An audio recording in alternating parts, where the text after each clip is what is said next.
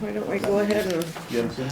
call this Hermosa Town Board meeting on Wednesday, February 19th, 2025 to order at 6:02. Roll call. I'm here, Kramer's here, Ferguson? Here. Coots. Here. Harris is absent and has a letter that she would like me to read. First service?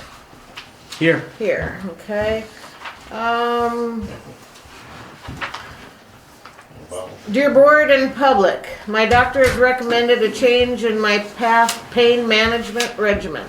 My pain pump has been turned down significantly and I'm now taking supplemental pain medication during this transition. My doctor believes this adjustment will ultimately improve my pain control. This is week 3 in the process. This is a 3-week process and I am presently on week 1. Due to the side effects and increased pain I'm experiencing, I am unable to attend the board meeting tonight. She says, I thank you for your understanding, Shanna.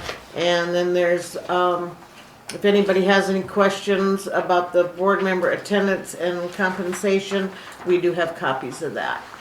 So, on with that, thank you all for coming tonight. I'm sorry for those of you that showed up last night. It is in the new meeting protocol is anytime there is a Monday holiday, the meetings will now be on Wednesday at 6 p.m.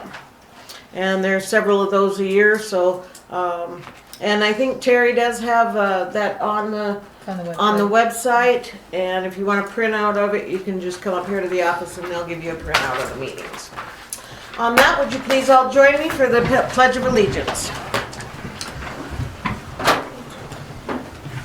I pledge allegiance to the flag of the United States of America and to the republic for which it stands, one nation, under God, indivisible, with liberty and justice for all.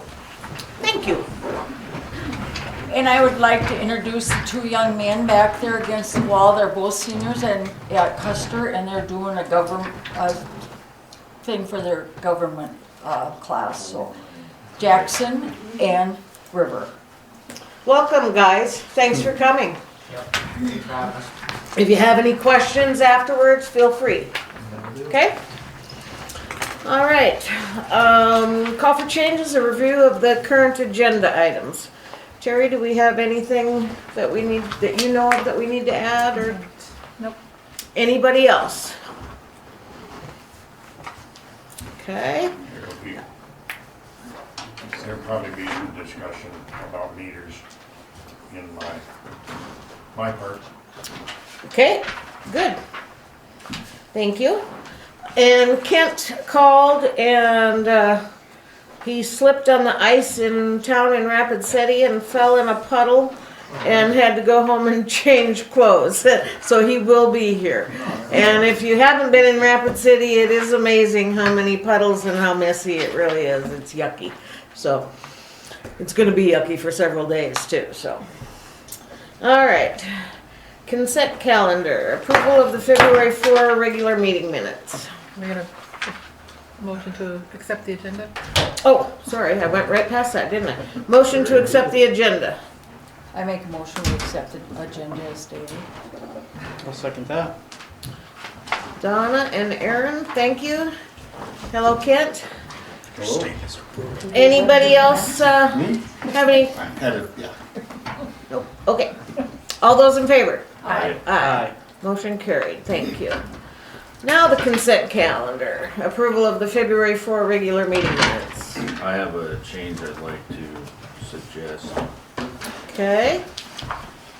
And that is?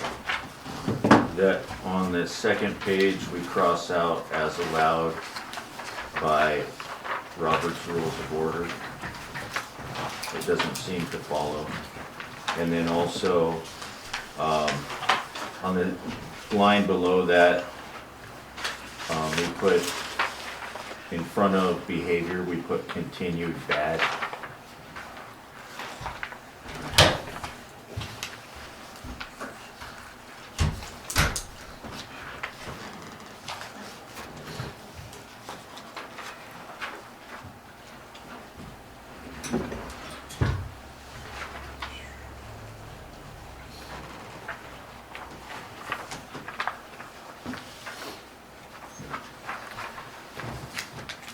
Okay, how does everybody else feel about that?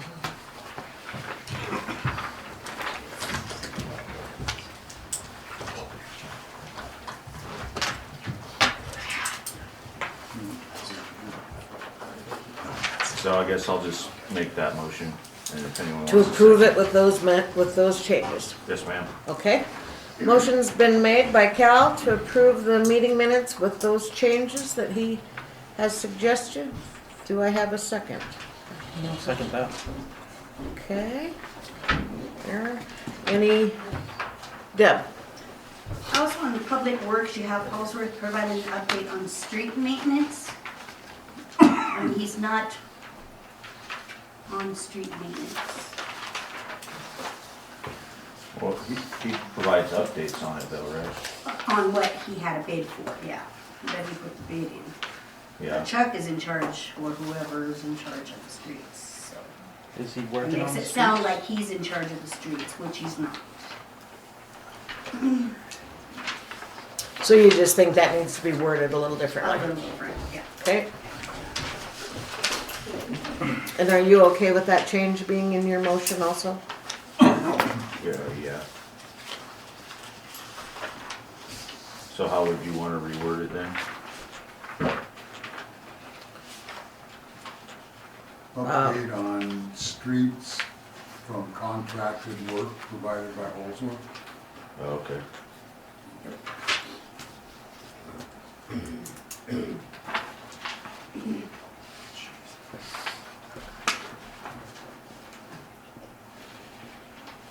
If that's appropriate to the board. Sounds good to me. You still okay with that second, Aaron?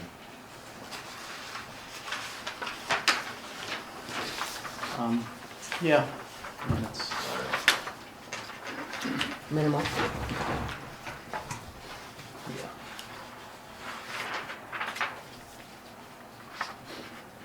Okay.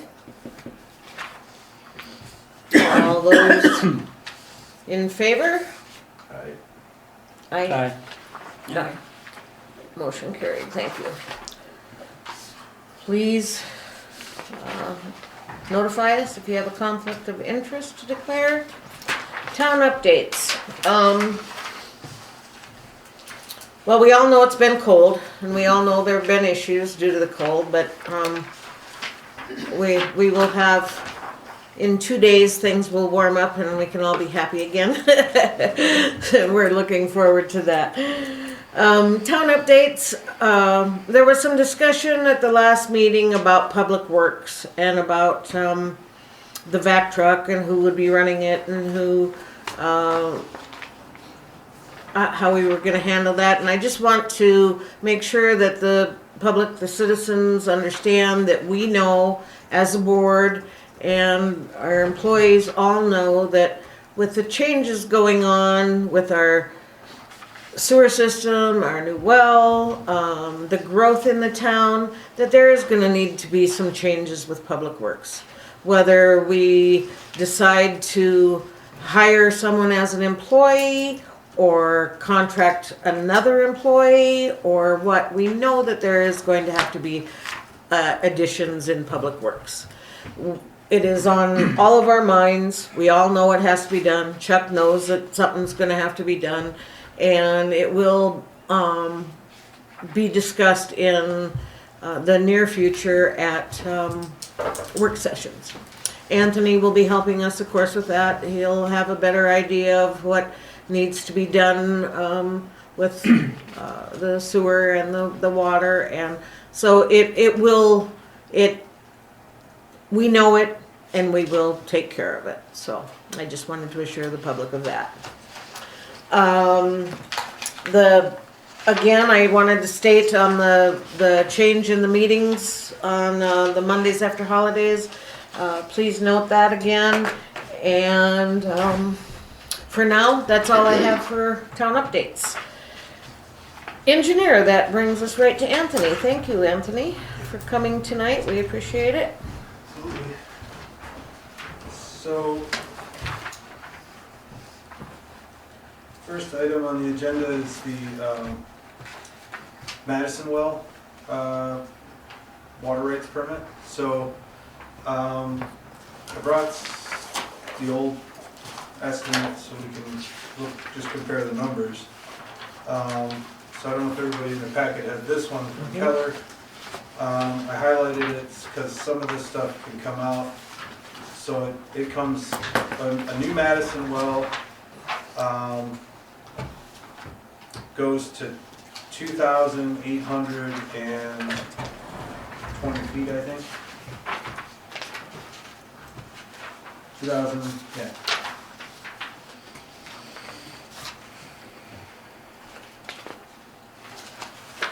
Yeah, 2,800 feet. And this proposal has the, this proposal has the pumps in it, 60 horsepower pumps.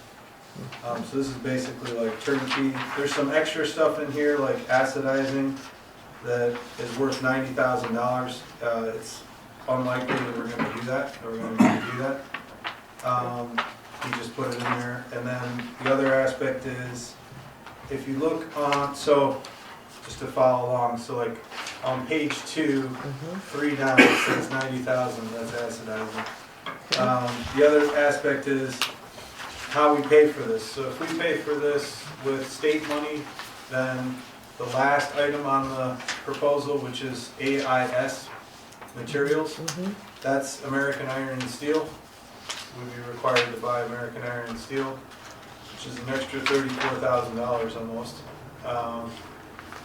If we use public, private finance through like we did the wastewater treatment plant, then we could take that off.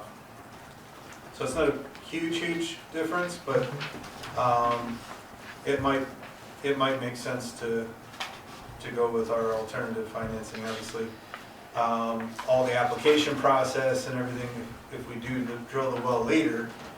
And so the time frame of this is, if we apply for the water rights permit and we receive it, we have 5 years to drill the well under that permit.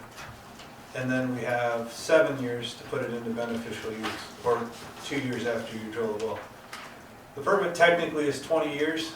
All that does is it reserves that amount of water from being reallocated to some other applicant. But it doesn't, if you go past the 7 years, then you're basically writing a new permit. But your chances of getting it are a lot higher because it's that quantity of water is reserved, that acre feet of water is reserved. So like how we got to this point is we have that well, we have our well at the Battle Creek, that's our source, our primary source of water for the town. Puts out about 100 GPMs. You've got the well number 2 that was drilled on top of the hill there, where the 2 tanks are. And that one puts out now, after all the grouting and everything, 60 GPMs. But it needs to be treated by WRT or something that removes the radium. And we can do that. So we can put a system in to do that. Now that has a water rights permit. Each of those wells has a water rights permit. The water rights permit for that well number 2 was 160, I believe, GPMs. So we've lost 100 GPMs. It's not capable of doing it, but the water rights permit did allow it. So the first thought was, we'll just re-drill that well and basically say, what was supposed to come out of there is going to come out of this other well, which is another Indian Cara well. And the price of that was from Kim Taylor. Grand total was $384,530. That's pumps and everything, right? So that's what we were looking at prior, right? But of course, there's additional cost if it has radium of sending either sending a dedicated line up the hill, which would be probably another $100,000 plus, or building a building down there and putting a decentralized WRT down there for that well, right?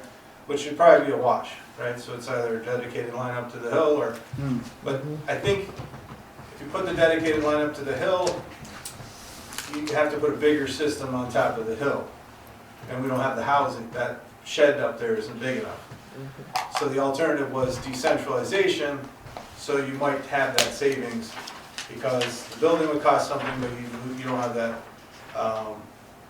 you don't have that dedicated line issue. So we're still in the like almost 500,000 range, right? So then I said, well, if I gotta write a water rights permit, what happens is during the water rights permit process, there's a public comments period when there can be protests, right? Inyakara is a aquifer with several other people on it. You know, we have two in the Inyakara. I think the trailer park on Gumbo Lily's in that Inyakara aquifer. Southern Black Hills is in the Inyakara aquifer with their wells. So when I'm talking to the drillers and I talk about protests, court case of the West River comes up, which is Pepsi-Cola versus Rapid City, which they were drilling into a Madison. They got a lot of protests, and they lost that court case. The city did. City did? Oh yeah, big time. Because there's too much unallocated water in the Madison aquifer. So anything West River that's in the Madison, protests really go nowhere because there's plenty of water there. Mhm. So it's a little, there's the issue, right? Do we go after the water rights into the Inyakara and have protests that are successful potentially? Or do we go to the Madison for a couple 100,000 more, get a well in the Madison, and no chance for protest successful? I mean, hardly no chance. I mean, that's more of a legal review than anything. So that's why I think that if we did that, we'd still be able to use well 2 under the 60 GPM. So then we'd have 160 in the Inyakara, and we'd have another 150 plus coming out of the Madison. That added together is probably enough for a population of over 1,000. So for all our future use, it would serve us. And obviously we're not able to serve certain areas at the moment anyways to our west, because Southern Black Hills is serving them with their wells. So I think it would be for the interest of the future of the town and the waters and our water sources, a diversified water source with as much water as we can get allocated to the town, the better. And I mean, at this point, we're talking, this one goes down from 884 down to probably 7 something, versus, this is 384 plus an extra 100,000 for the dedicated line or more. So, we're already up to 500 something. So 500 something, 700 something. That's the difference between those two options. And the one would still let us keep the 60 GPMs, and we could put a WRT there. And there's already a dedicated line from well 1 to the top of the hill.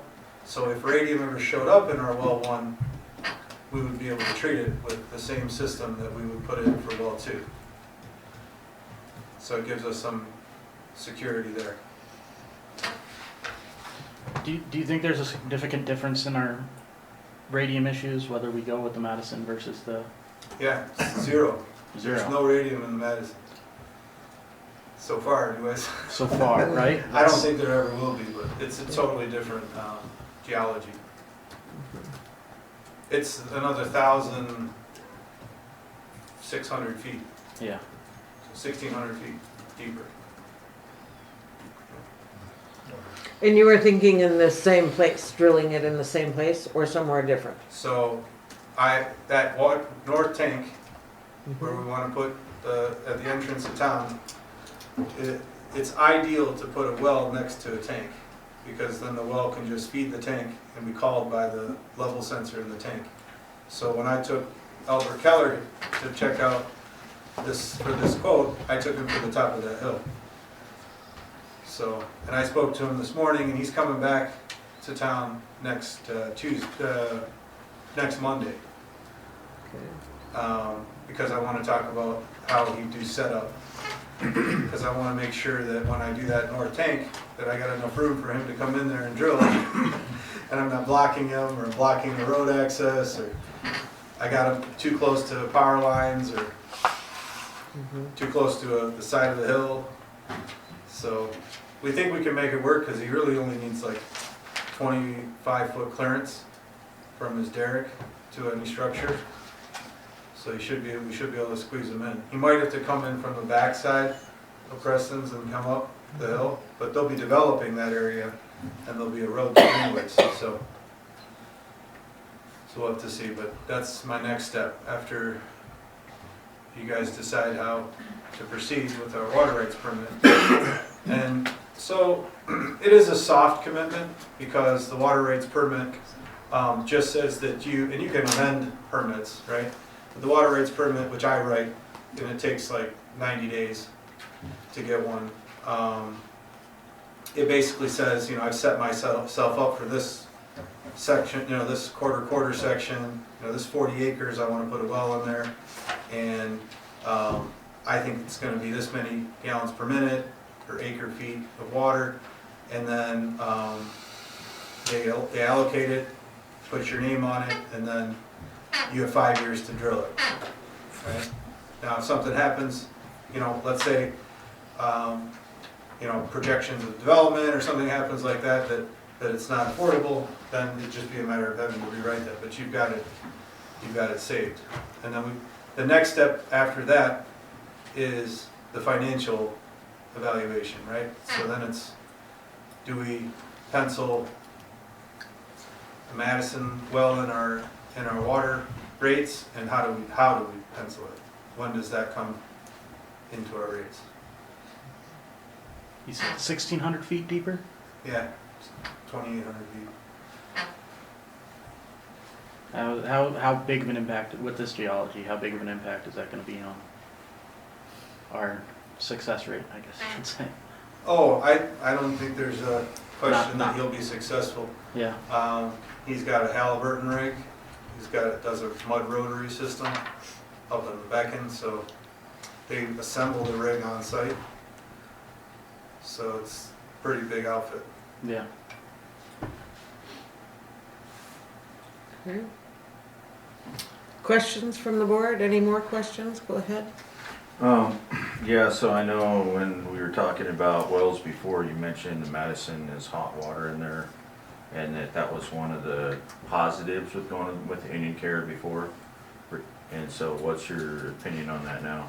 So Keller has a geologist on staff, and so they sent out a study, both him and water systems out of Wyoming said that our well water at that depth at this location would be less than 80 degrees Fahrenheit. So it's only after 80 degrees that you get into the issue. It's really more in like the 100 to 120. But what we're doing is we're using this approach because we can use the same pumps that Box Elder uses if we had to. We got water temperature, but like none of them are saying that it's a concern to go to that level that Box Elder had to go to. But I kind of went to them to get advice, and this was the direct direction they directed me to. They're the ones they're burning up pumps regularly, right? It was Box Elder, right? They used to, but now they have a manufacturer that has a certified pump for that temperature, 120 degrees, and so they're not. So then the only other issue is just kind of chlorine residual, because when it comes out of the well, it'll get dosed with chlorine. Chlorine residual is less when the water temperature is higher, but that's something that we can calculate. And the big advantage also of doing a Madison that could have some warm water or warmish water is it's up on, if you put it up on the north hill there's no users till you get to the Dollar General, and it's in a steel tank on the top of a hill, so that's going to cool the water down as it sits there in storage.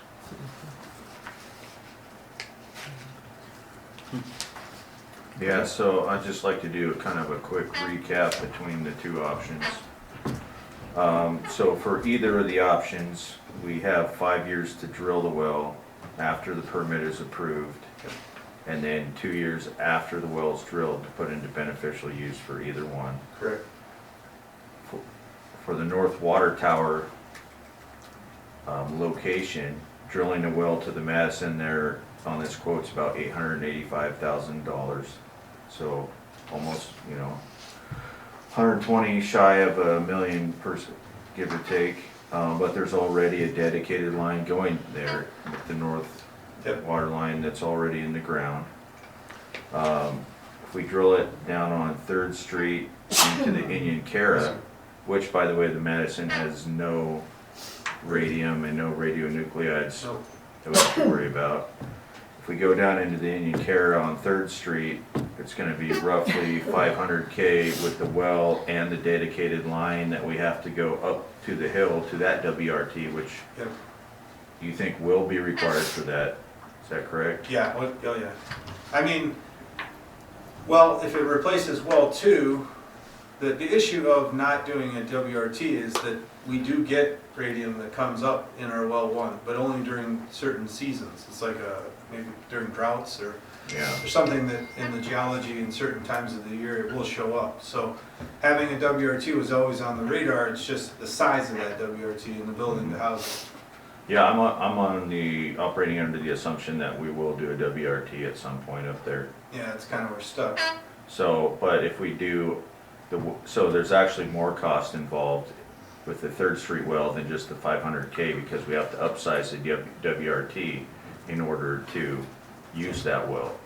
So then there's whatever cost that will be differential between the size of a WRT between well 1 and 2 that we have now, and then adding this capacity, which could be another 100 GPM or something, right? Right. So there's a hidden cost there that we don't know on that regard, but I mean, I think I would feel more comfortable making a decision tonight if we could game scenarios out with the model on both options and see what the impacts will be on the rates and stuff like that before we decide which way we want to go.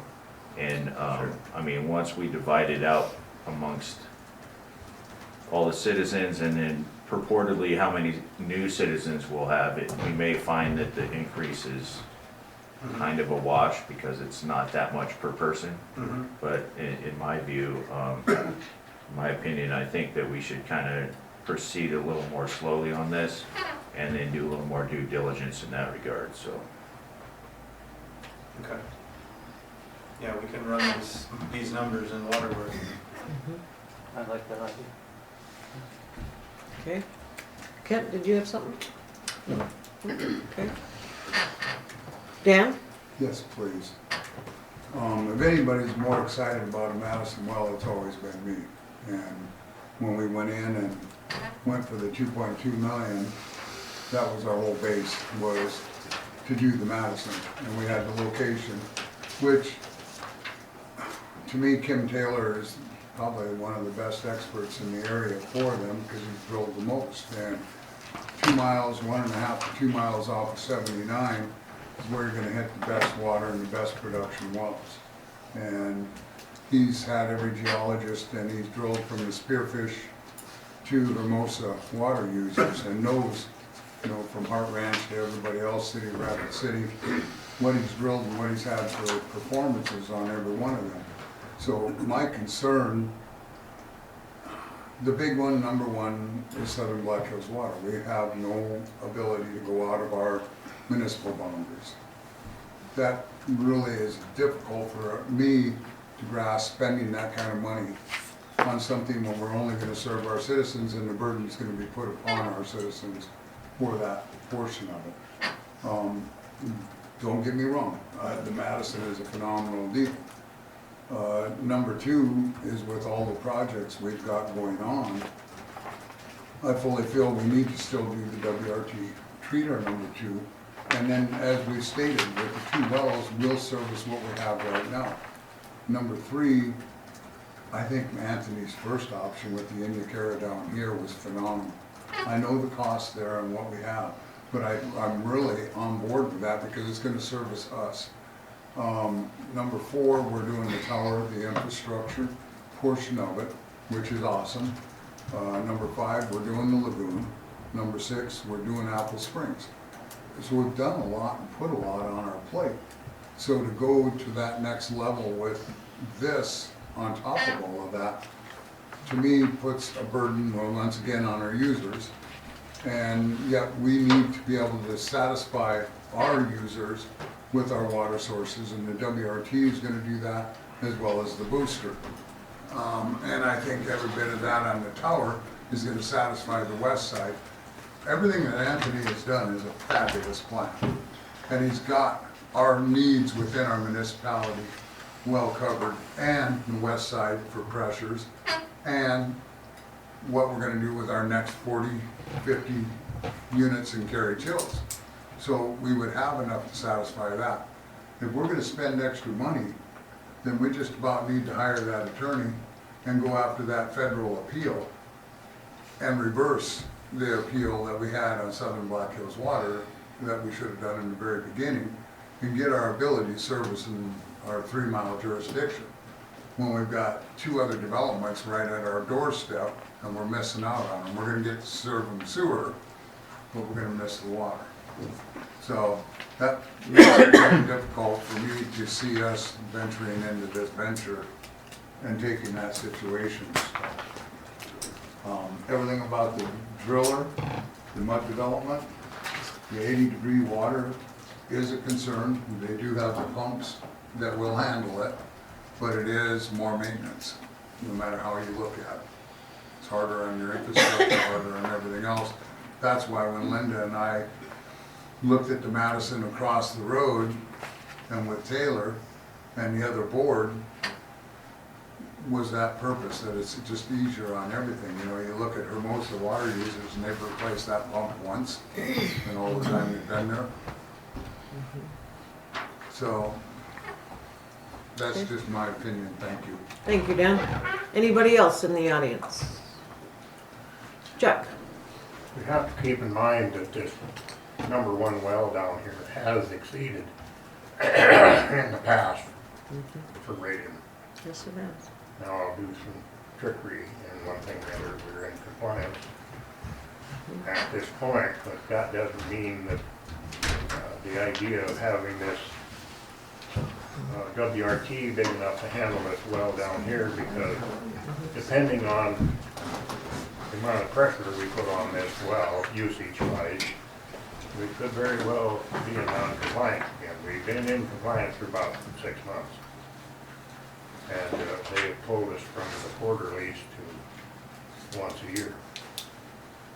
So that is something to keep in mind if the WRT goes in up here and big enough to handle well #1, then that is a good thing, because if this well would turn up sour down here before we get other water sources, then just, you know, you keep that in mind too. Right. Okay. Mark? Question probably for Anthony. Though this, what's the first well, the aquifer's name? Indian Cara, or Inya Cara is the official thing, but everybody calls Okay, it I'm gonna say Indian that wrong Cara. if I say it. So that one, it's a shallower well, It's the shallow. aquifer shallower, Yeah, 1,100 feet. and we got Black Hills water pumping out of it. We're pumping out of it once or twice. We have 2 wells into it, yeah, but one is offline because of the levels of radium. Okay, is Black Hills water currently pumping all their wells out of it, or have they not activated the one yet? I believe they're only doing, yeah, they're pumping, and they're only in the Indian Cars, as far as I understand. Well, considering where it's at, Paramount Point. and shallower, as we pump more and stir things up, couldn't we end up with more of a treatment problem than we have currently? So, you mean just levels of radium? But if you have a treatment system, a water remediation system, then it'll handle those fluctuations in radium. It'll be designed for the high end. Okay, all right, and then one other thing, if we go and talking about maybe trying to get some water rights back and maybe following some things, it might look better if we had a system that could actually supply extra. Would be something I'd certainly keep in consideration, because nobody wants to hear, well, we will if we can. They'd rather hear, we can now and we're ready. If we're talking about a few $100,000. Yeah. That's Yeah, just my water's opinion. a pretty important resource, I would say. Thank you, Mark. I just wanted to clarify too, what's the expected GPMs out of the two different wells we're talking about versus Third Street and the North Water Tower? So, And I mean, obviously they're estimates, but the equivalent or, so the Third Street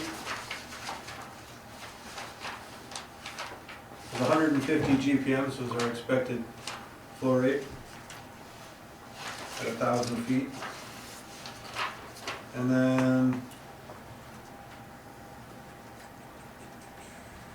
175 GPMs was the expected in the Madison, and it's probably conservative. That's a magic number, 150, 175, because it raises your permit, for, you know, like your permit costs, a little bit the level of study, everything kind of goes up. So it's easy for us, because when we do a well completion report, which actually we don't do, the driller does it, it's part of their job. When they do that well completion report, they've tested the well for flow, and they'll write that down, and it automatically updates our water rights permit. So if it's in our favor, it'll automatically update it up. And that's why we go with a low number, because we don't really want to see it go down, because then it kind of messes up all our calculations that we gave in the application. But going up is just more water, so it's going to meet our needs. So like 175, this is both drillers talking about Madison wells. When you hit a certain area in the Madison, as long as you don't have to go down to the Inglewood, which is the next one down, you can hit a pocket in the Madison in those certain geologies, and so then you're talking a couple hundred GPM, and they don't even case the bottom of it because it's basically a void in the Madison. So our situation there, and then I got another one in Apple Springs, and they're sucking well. They moved the location because there's a pocket in the southwest corner of their community. And like a pocket like that, that's like when we can say forget it to the acid treatment, like we're good to go. Yeah, you don't need any of that. You don't even need casing. Yeah, rock and roll. and do you, I mean, it's maybe putting you on the spot a bit, but do you have an estimate for how much we'd have to upsize the WRT if we went with Third Street versus what your plan is now to only service well 1 and 2 with it? You mean in dollars? Yeah. So, I think it was 125,000 was if it was just what we have now. And it's like big scuba tanks is what it looks like. Kind of pack them into that building. If you go with the other one, it's like double that. It's like 250, the equipment. So another And you're gonna need 125. a building like what they got in New Underwood. So Yeah. like a pole barn, So how like much? this barn out here, So how maybe a much little is? taller. So what's the solid-ish differential on those? So like, let's say 350 with the building for the one at the end of Third with the WRT in it, and then this one would need an extra building. I think we can get it all fit into this building. I just scanned it. We're doing the point cloud. We scanned everything with a 3D scanner, so that including the inside of the building, we got to do point cloud manipulation of data. Well, at that point, we're coming up on the same cost as the Madison well anyways. That's why I And brought this to then you. if we're gonna get an estimated 25 GPMs less, Yeah.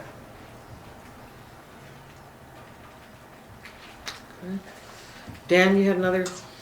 Yeah, and I'm gonna express too, on the wells, as you know as well as anybody, you can anticipate 175 gallon. But, like the last one Kim Taylor was doing off Rapid Valley, they were hoping that they would hit 300 to 500, which you do usually on a Madison. But as you come farther east, as he explained, your soils are tighter, and so acetation doesn't work a lot of times to produce that well. And they spent the most money of City of Rapid City in the valley on that well, and ended up at 100 gallon a minute. And so the acetation, they spent over $100,000 on it and did nothing for it. So that's the problem when you're coming farther east. It's a gamble, no matter what. You know, you could hit a 50 gallon a minute, I mean, and you carry it down here, and this Madison could go 300, like Hermosa water users, or it could be reversed. It's just a flip of the quarter on what's gonna happen.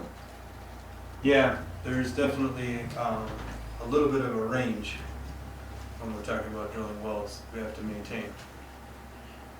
But we can cap the high and the low and know where that is gonna fall, so. And Anthony, when do you need a solid decision on this?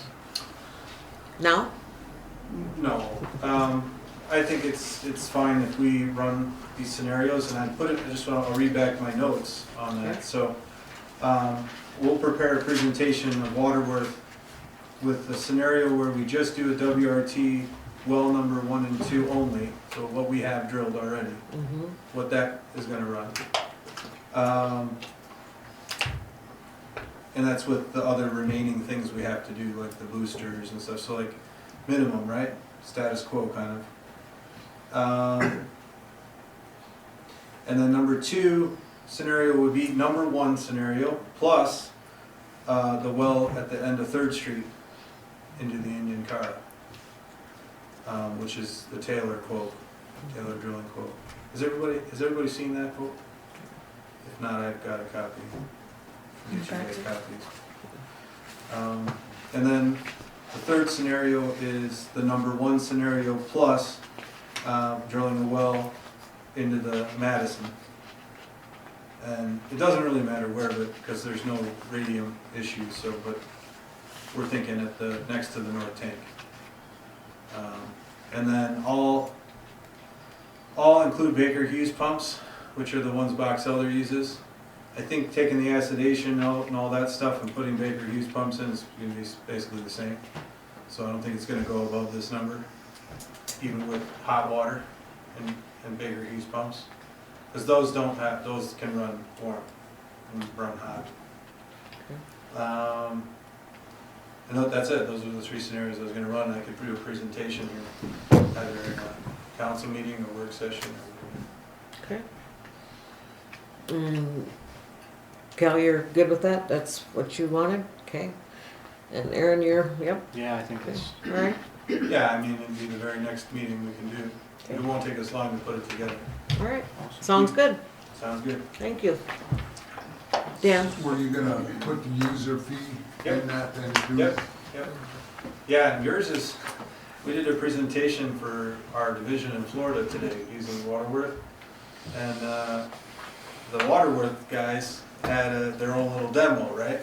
It's like a fake town, and they had all that demo data. And then I said, you know, you're missing stuff in your model that Hermosa, South Dakota has.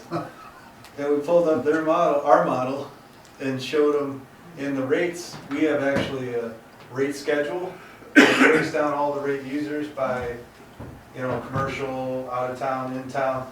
And then there's a 2 toggle switch, and we can toggle what the surcharge is for the loan versus what the regular rate is. And they didn't even have that feature on their on their demo. So our model's pretty good. I mean, if we're beating their the big towns in Florida's models. Very good. They can learn from us. Now they know they've heard it from most of them. So, okay, so B is approved quote for bentonite from Black Hills Bentonite.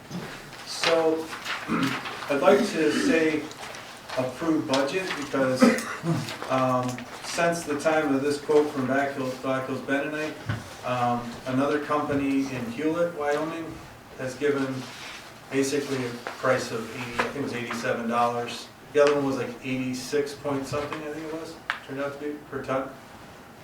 What did my email say? 7140. 7140. Per ton, what was it? Yep. 71.40 per ton. 7140. Yep, About 430 tons.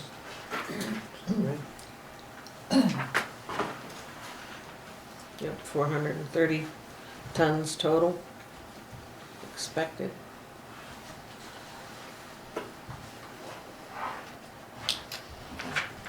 Because I thought it was 87. Did I see that?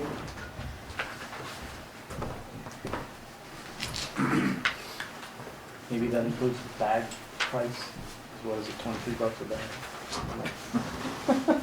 Better keep that bag.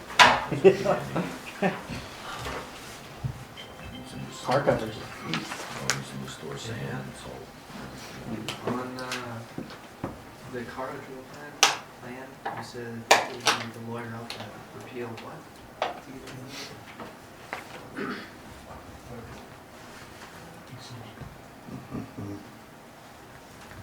Well, so, here's the thing we're trying to do. See the swell of that other bentonite 17 to guaranteed 17, maybe up to 19 milliliters. And I wanted 22, because that's what USDA recommends for pond bottoms.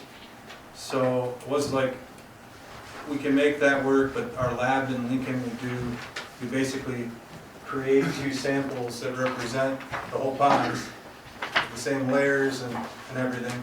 And then we'll push 2 Shelby tubes into it, and I send them to Lincoln, and then we test them for the seepage. And so I said, I'm okay with 17, but it would need to pass the test prior. The place in Hewlett said they hit 22 all the time. They actually sent it to sample to Massachusetts to have the seepage index tested, because our lab doesn't do that. We have to test an actual sample for seepage. We can't like do the seepage index, right? It's 2 different tests. So there's some natural soils mixed in with the bentonite, not just the bentonite on its own. So that's the difference in the 2 tests. So so that's what's happening now. Is I was going to have samples from Hewlett tested, and so maybe what we need to do is we just need to postpone this. But maybe, so there's a time crunch, and it comes into the next question, or the next item on the agenda. So I don't know if we can approve not to exceed amount per ton of 80, I think $88, which is still better than what our budget is in our with the contractor, because it's in the end it's coming out of his contract. So if he prefers the 88 because it's in Hewlett versus the 72 because it's in Casper, that's kind of his prerogative, right? Because he's going to save on trucking, big time. So if we could approve 88 per ton, up not to exceed, for the purchase price of the bentonite, then I don't need to come back to you guys. I can just try to get the best price. Okay, Is that about the total amount is estimated at 38? So that's about what that is 88 a ton, or? Yeah, so 430 tons, it's still the same tonnage, times 88, which would be $37,840. Not to exceed. Because on the back end, he's going to save a ton of trucking. And all we care is that it's taken out of his contract. Yeah. I mean, we could use, sorry, you can go ahead if you got, I was gonna make a motion. I was just gonna make the point that, in a way, we already paid for this with the approval of the contract for Baroque Advantage to do the deal, but I think the crux of this is that we would be paying for the materials for them to help save on taxes. Is that correct? Yeah, we pay no sales tax. Yeah, and then at the back end, we can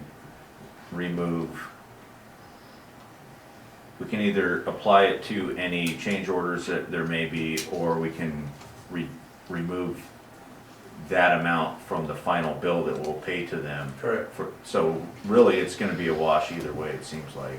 It is, we're trying to avoid cost overages, Yeah. even maybe have that be at a minimum.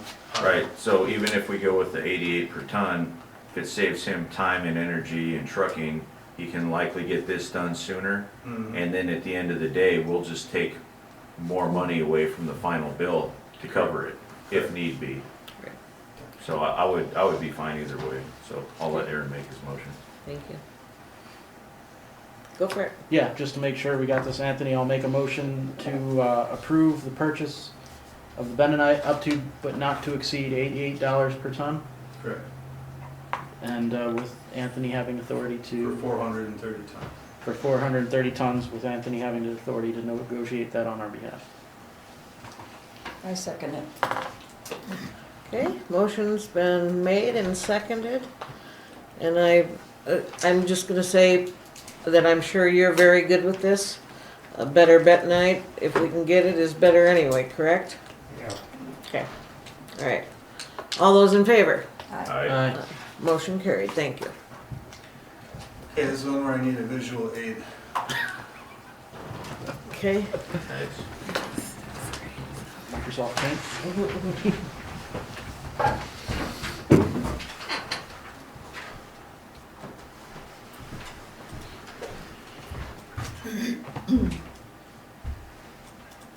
looks like we're gonna be watching movies.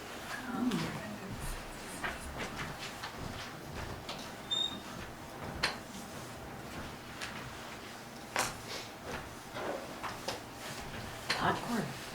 You're right. We really should hold on to things like that, like those bags, I mean, if we can keep them. hopefully I'll have some to pick up. You probably put some in your backyard. 3,000 pound bag. Can I turn this off, or do you need it still? Either way.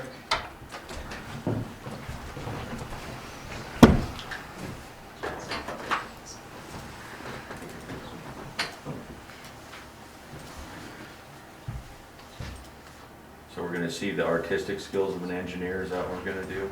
Yes, we are. Nice. Feel like game charade should be started. So, these are our lagoons, currently. They're almost full, so we've got a problem. Pond A is this one, Pond B is this one, Pond C is this one. We're currently constructing our treatment plant, the south end, Pond C. And of course, to do that, we have drainage pipe work that drains into the pond. So it's difficult for us, at least currently, because we don't have a lot of time. We're talking not even weeks. So we have to initiate some plan A, plan B, and plan C for us to avoid the costs we had last winter. These drainages being in here, and obviously in a couple of days it's going to be in the 50s, so they're going to be able to, feverishly work on stuff. We want to make sure these get sealed, because we can't freeboard this. In other words, we can't use the extra height we have in the berms here, because we would flood the trenches, and that would cause a bigger problem. So all we've been able to do is freeboard or add more water in B, and that's where we don't want to go any farther at this point. So last time I talked, I told you that Keystone wants our lagoon water, because they can't keep their treatment system operational. So the one they want the water out of is A, which has got the most potency. It's the primary cell. So everything from the town comes into A first. Right? And so from A, it goes to B. From B, it goes to C. There is a pipe here, but it's closed, always. So the cleanest water is obviously this one. right? So we can do a pump and haul and not have to give a minimum quantity to Hill Septic, and he'll do it for 10 cents a gallon. Last year, it was 7.5 cents, and I tried to get that rate. He said he lost money, and he had a big wine fest on what happened there. So I said, okay, 10 cents, but we have no minimum or whatever. It's just one truck or 1,000 trucks, it doesn't matter, 10 cents. And it would be coming out of A, and would go to Keystone. Keystone said they'll take it starting Friday, this Friday. They'll start taking it. But they only work from 7 to 3, Monday through Friday. So no weekend work, none of that. So the pump and haul guy is going to be limited on what he can do. Last year we pumped 1 million gallons out and took it to Hill City, or Hot Springs, sorry. And so that's over 5 months in the winter, that's 200,000 gallons a month. And we need to give Baroque Advantage a month to get that detention pond built. Because, well, starting Friday, I mean, they've already started, but they had this cold spell that shut them down. They've been building a 5 million gallon detention basin here. And so that detention basin was our hope, that we could make it to a point where they've got that one built and sealed with the bentonite that you guys just approved. So then that pond, we could then pump from B into that detention basin. We'd have everything we'd need to get to April 1st, right? April 1st we can land a pond. So then the problem's over. So we don't have that much time to go, but at the same time it's like an eternity, right? And so we have to make these kind of decisions. So if you approve a pump and haul at 10 cents a gallon, but just to be used sparingly, i.e., that we can avoid. Like say we did 200,000 gallons, that'd be $20,000, right? So that's still not good, but it's a possibility to keep us. That's like plan A. Like I guess that'd be plan number 1, right? Would be pump and haul to Keystone. Keystone's not charging us to dispose of it like Hot Springs was. They need it, and then distance is shorter, but it's up Hayward Hill, and they have crazy hours, so it's 10 cents. And he does know that he can't do it on the weekends. Yeah. He knows Fred that knows. already at Fred the knows. 10 cents per gallon. Yep, Fred Okay. knows that. Because that was, last knows. year they did a lot on the weekends, so, Yeah, he called me back. I asked Jerry, and yep, it's all very known. good. Okay, so this is where it is. You're gonna say that I've lost my mind, okay? But this is actually a brainstorming session that we did. John, that's building your treatment plant, actually mentioned this idea. So John's a geological engineer from School of Mines. That's his training. And his first job was at the Lead, up at the Homestake gold mine in Lead. And when they had this problem in the gold mine, they used to turn the water into snow. This is a good one. Yeah, I have heard this story already. And if you take pond C and you take a foot of that water for this whole area and turn it into snow, you'll have a 10-foot high snow pile, but it's 255,000 gallons of water. And it'll cost us $5,500 for the equipment, labor, and everything, and shipping, and it can get it here by Friday.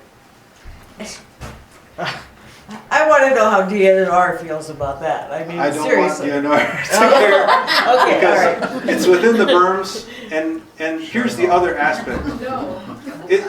It's something that they already know about because it's being done in the state. It's within our berms, and the only water that leaves is by something called sublimation. So it's not just about turning it into a hill of snow, so that it's got a different geometry. It's that as you turn it into snow, you lose 5% because it goes straight from water to, Yes. to water vapor. Yeah. So you basically induce evaporation by converting it into snow. And on top of that, as you create that snow hill, you'll see that coming off of the hill because it's subliming as well. The whole time it's a hill. So we're losing water through basically winter evaporation that normally only occurs in the summertime because of the sun. So where does this water, Chuck might have told, where does this water go when it thaws this spring? Right, so if it's 10 to 1, and it's actually gonna be a little less than that, but if it's 10 to 1, and we can't freeboard this, so we have 2.5 feet of burn. We just can't use it because we're building the treatment plant. If we turn a foot of water into 10 feet of snow, when it goes back to water, it'll be a foot of water again. So it'll Yeah. still be in the burn. So it won't overflow. I mean, couldn't you take the Don't snow need the from grounds, C and want lay it over snow. B? Yeah, anyways? the reason I thought to go from C to then if we wanted to keep going with that to B, the reason I'm trying to avoid is because I'm keeping A open because that's the one that we would be able to pump in all the keystones, so I don't want to interrupt that possible plan. And then going to B last is because I'm trying to give Baroque Advantage time to build this, and then they can pump it to B. It'll be an iceberg, you know. Some of it will be an iceberg that can't get over there, right? But it'll melt. But the thing is that after he finishes this, his next step is to turn this into 2 cells. So I'm trying to avoid interrupting his second phase of his operation. Okay. So that way you can do that retention in one go. Yeah, I'm trying to avoid as much as possible any delays. It's cool. Told you. Don't eat Told you the it was gonna yellow be crazy. snow. I know.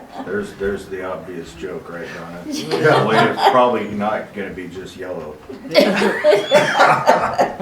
Well, the rate at which the machines can do the transformation is 750 gallons per minute, which turns out to be like 8,000 gallons a day. And there'd be 2 of them in that price, so then 16,000 gallons a day would be converted into snow. Snowing in Hermosa for an extra month. Yeah. Yeah, we've got nicknames for the hill already. But it would be 10 feet tall. Which ain't too bad. Mount Hermosa. And the sheer volume of snow, I mean, the change in weather isn't gonna. Well, so the other part of it is, and this is kind of like, once we get the hill part done, is going to try to turn this into 3D. So if this is a hill, I'm going to do this. So I'm going to do a section view. So if this is a hill, or if this is that lagoon, and then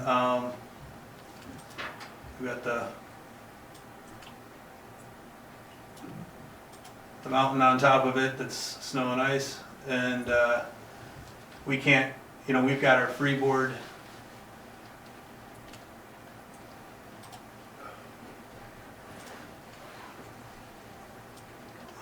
like this, right?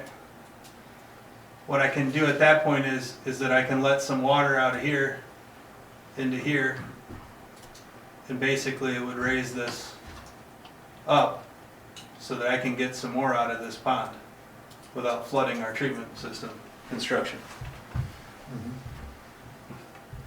And a foot is a lot. A foot of water in C is 255,000 gallons. So if I'm still under the 2.5 foot freeboard, so let's say I'm a foot and a half. So it's like over a month's worth of pumping on. Yeah. If I'm a foot and a half, and I raise that a foot, right? So if I made a foot of water into this mountain, and then I added a foot underneath of it, I'm still less than 2.5 feet. So that's 510,000 gallons, which is half of what we pumped last winter. to get us to April 1st. And do we have anything yet on what, like the rate we would be transferring to Keystone? Well, I mean, How much that his would affect tankers are like 3,500 gallons, I think. Does that sound right, Chuck? So what, The tankers at Hill Septic, so like 3,500 gallons? 3,000? 3,000. So one truck, so if you, I think you had 2 trucks running last time?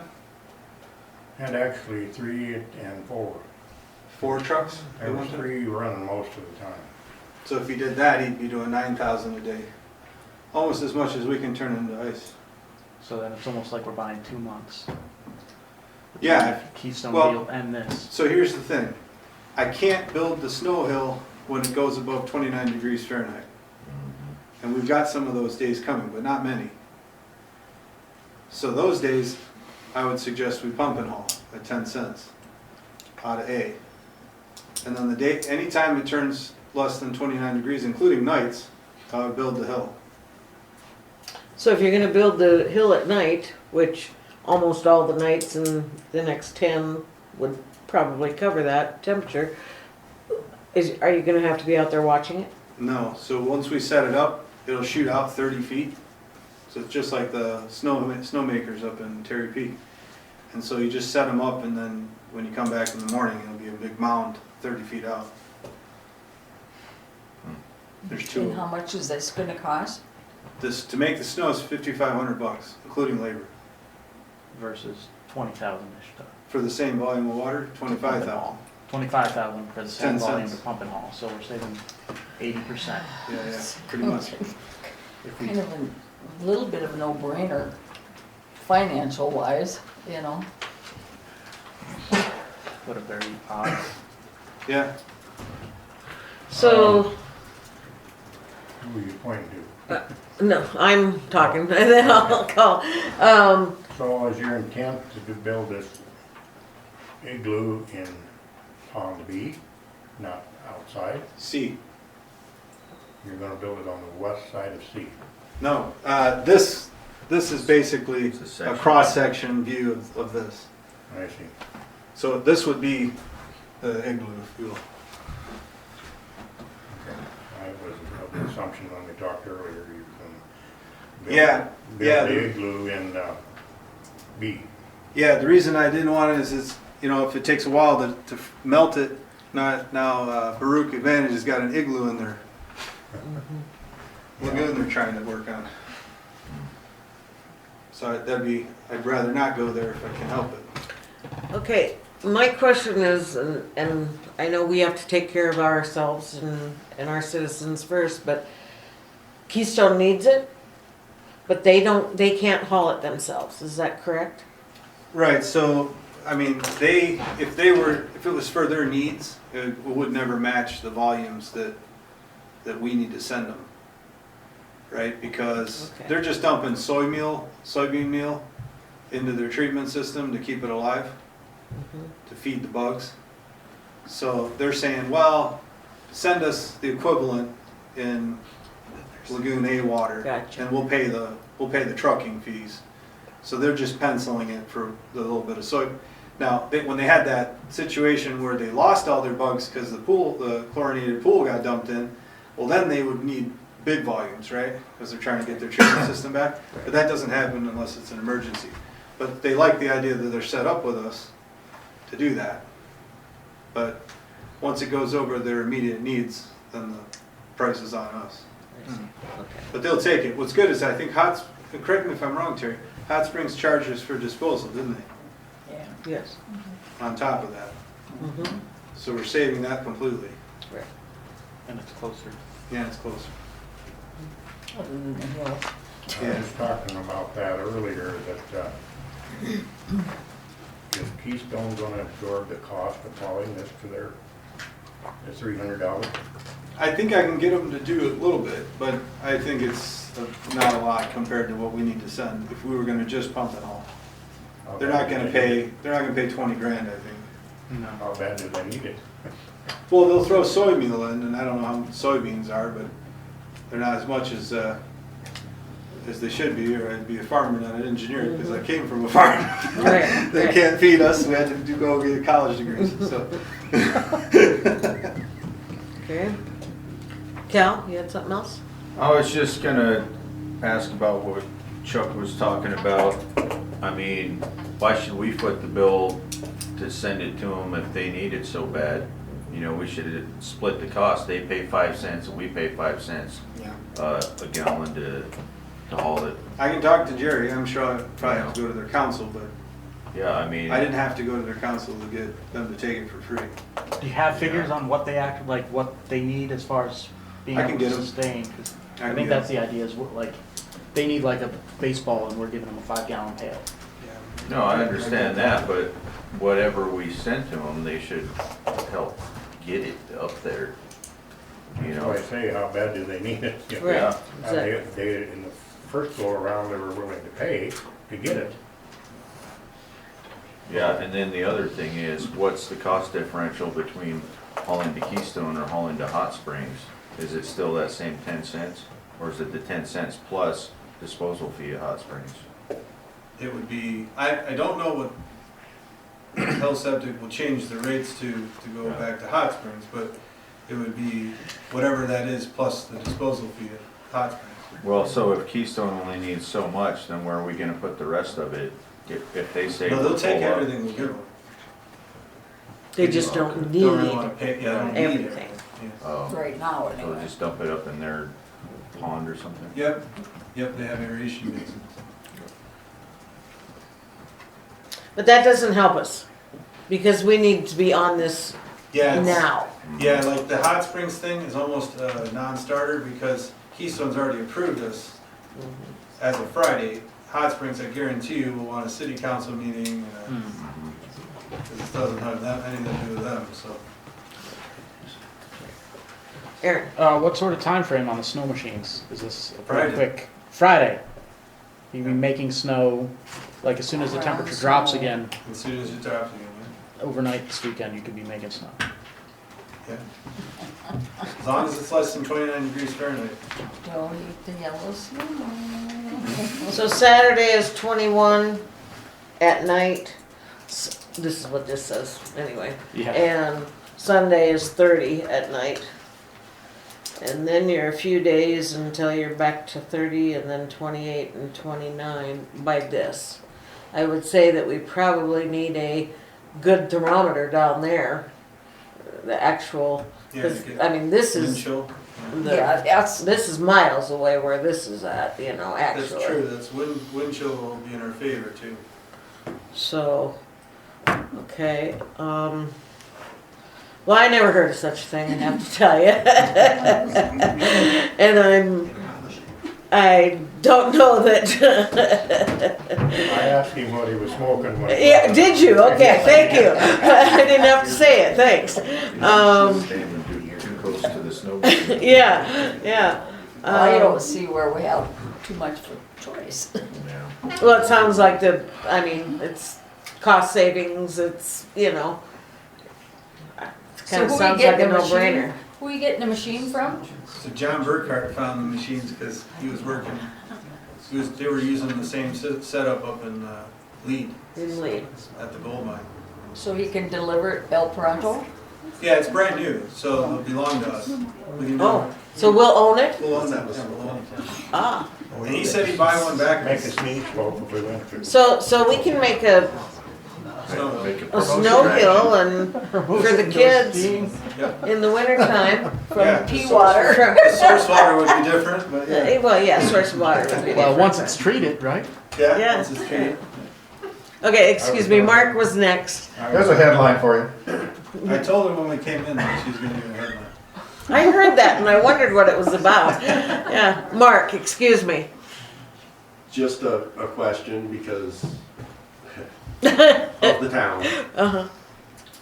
The snow. Any impurities in it? Yeah, There will be.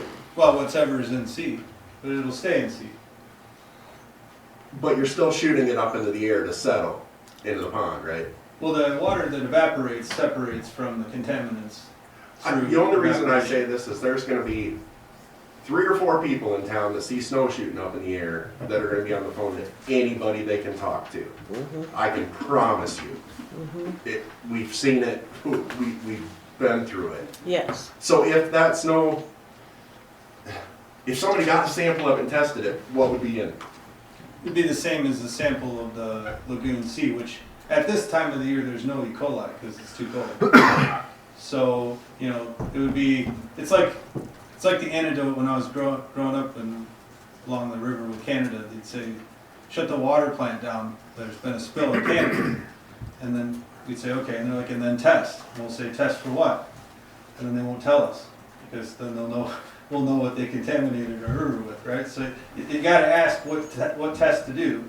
Most of the time with lagoons, you test for E. coli. So E. coli is 0 right now. I mean, I'm all for it. It sounds like a great idea. I just know what's coming. Exactly. If we do it. Yeah, what could go wrong? So just be prepared. Yeah. Obviously, this isn't like my first choice. I'm just dealing with a problem at hand, right? So, and this is something that someone else has figured out as a solution. So, especially here in No, I South think it's Dakota. great. Yeah, really. So those guys up in the gold mine don't seem to share their knowledge. They just get the gold and get out of here. Yeah, right. Dan? Well, I just wonder what effect it'll have on our CMOM program because of all the problems we've had. If we don't announce to them what we're doing, you know, we've been fined a couple times, and if we do this without any announcement, and then I agree with the rest of them on point 2, Keystone should be paying. If we're gonna truck that stuff, we shouldn't be holding on to that portion of it. And then I thought that you were gonna be able to emergency discharge when we got to the level. I know the ground just froze up, but if you're gonna make a snow mound and they're gonna allow it, can't you truck that out on somebody's field too? Put it in a side dump and, That would be considered land application, so that'd be outside our permit, which is April 1st. And we only have the month of March to get through, and the rest of this month. you know, Once Aaron. April 1st comes, we could do that. sure.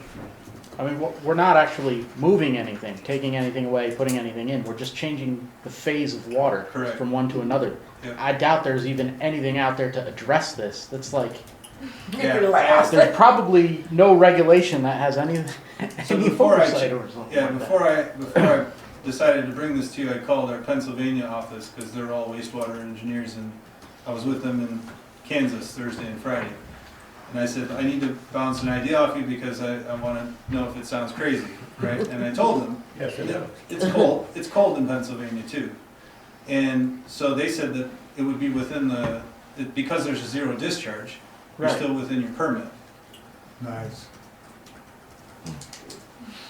Water's water. I mean, it just sometimes it's solid, sometimes it's not. Yeah, and we are allowed to evaporate. In Sometimes fact, it's clear and sometimes it's brown. It's calculated. So during the summer, it evaporates so much out there that you can see the water level drop.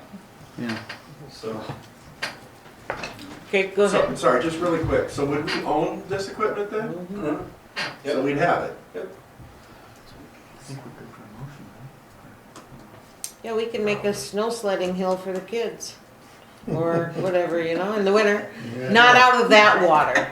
I'm not saying out of that water. Out of the process, the pro- treated yeah. water. you can do it out of that big one to the right. Right, when That's we're all done true. with that, we could, yeah. Add that to Get your a snow winter goes out. carnival or something, you know? Well, I was gonna say, can you hook it up to the Apple Springs? Oh, to make a hill? Yeah. I've talked to Mike about it, but he's a businessman. I'm sure he'll be open. All right, board. Any motions, any? Who wants this one? So do we know what the framing of the motion would be, or? Well, it's to allow Anthony to purchase snowmaking equipment. Laura, please. Did you do finger quotes when you said snow? Yeah. Okay, good. At the cost of $5,500 or less, Yep, not to exceed. not to exceed, yeah. For the purpose of For, well, converting wastewater to waste snow. Waste snow. Okay. Does it need to be that detailed? I mean, really. It's, oh. We have to mention it, right? Okay. Well, so for the purposes of lagoon maintenance, That's, There. There you go, you got it. Okay. I second that motion. I take it Aaron made it, huh? Aaron made we'll call the- that yours, Linda. That's Oh, is that mine? that's all Linda. Oh, all right. I made the motion. Donna seconded the motion. Any other discussion, questions? Sure, Dan. Will you make another motion then that he approaches Keystone That's about what I was paying gonna say. for yeah, we should make a second. part of That's the yeah. We'll do that after this one's final then. Oh. Anything about this motion? Chuck? I was just gonna say, nobody has brought up the fact that, the freeboarding in B, that has already been done. We're at that capacity that, You've done that? oh, yes. Yes. Yeah. Yeah, I knew that. Mhm. Well, not everybody. No, well, that's true. Thank you. Thank you for bringing that up. While that's being discussed, so Uh-huh. if we start making the igloo or snow hill in C, then that volume that we take away will come out of B to replace it. It can, we have that blocked off right now. Right, but we could let it in, right? So we can relieve some of the pressure on B as we're doing this operation, right? Could happen. Okay. These elevations are existing, so I studied them just so that I could change them in the new design. All of your plans now are going to the high school in Custer. You know that. That's gonna be. These guys? Them young men, yes. I made 2 engineers out of them. Yeah, might be. What do Yep. you mean, it's chronicle? Aaron. Just to quickly check though, this, I mean, it's not what we have on the agenda. Approved pump and haul contract for lagoon. We don't really have anything on the agenda specifically mentioning Thank you. snow machine systems. This is an emergency situation. And so I think because it is an emergency, dire situation, we can amend, we can do this and approve it for now and then revisit it at the next meeting to Yeah. clarify it. Like if a pipeline broke, we'd have to have Right. the same sort of. Exactly. So maybe And then add that on. 5,500 might be under your thresholds, Pardon me? your thresholds for, let's say, procurement. Oh, yeah, it's way It was under. way under. Way under, Procurement's yeah. 50,000. At 50? Okay. Yeah. Just making sure. Good point, thank you. Okay, motion's been made and seconded. Any other discussion? Laura, be kind. All those in favor? Right. Aye. So I'm gonna make another motion now, can I? Yes, Okay, I would like to make the second step of this, that Anthony contact Keystone about splitting the cost on the trucking to use our good water for them for their treatment plant in Keystone. okay. Do I have a second to that? I'll second that. Aaron seconds that. Any discussion? All those in favor? Aye. Aye. Right. Okay, So the option of Hill Septic at 10 cents, to what, do I have any flexibility to use that, for example, in the warm days? Just to start getting stuff out of it? I think that we have to start, don't we? Yeah, I mean, we have to give it a little boost along with the fluffy stuff. Yeah, Yeah, I mean, the weather forecast only goes out so far, so yep. I wanna be able to have the ability to truck out when we have to, and if we don't have to, then we save that money. And so the trucking thing makes me come back to the pump truck that we are thinking about buying, Mhm. or we have okayed buying.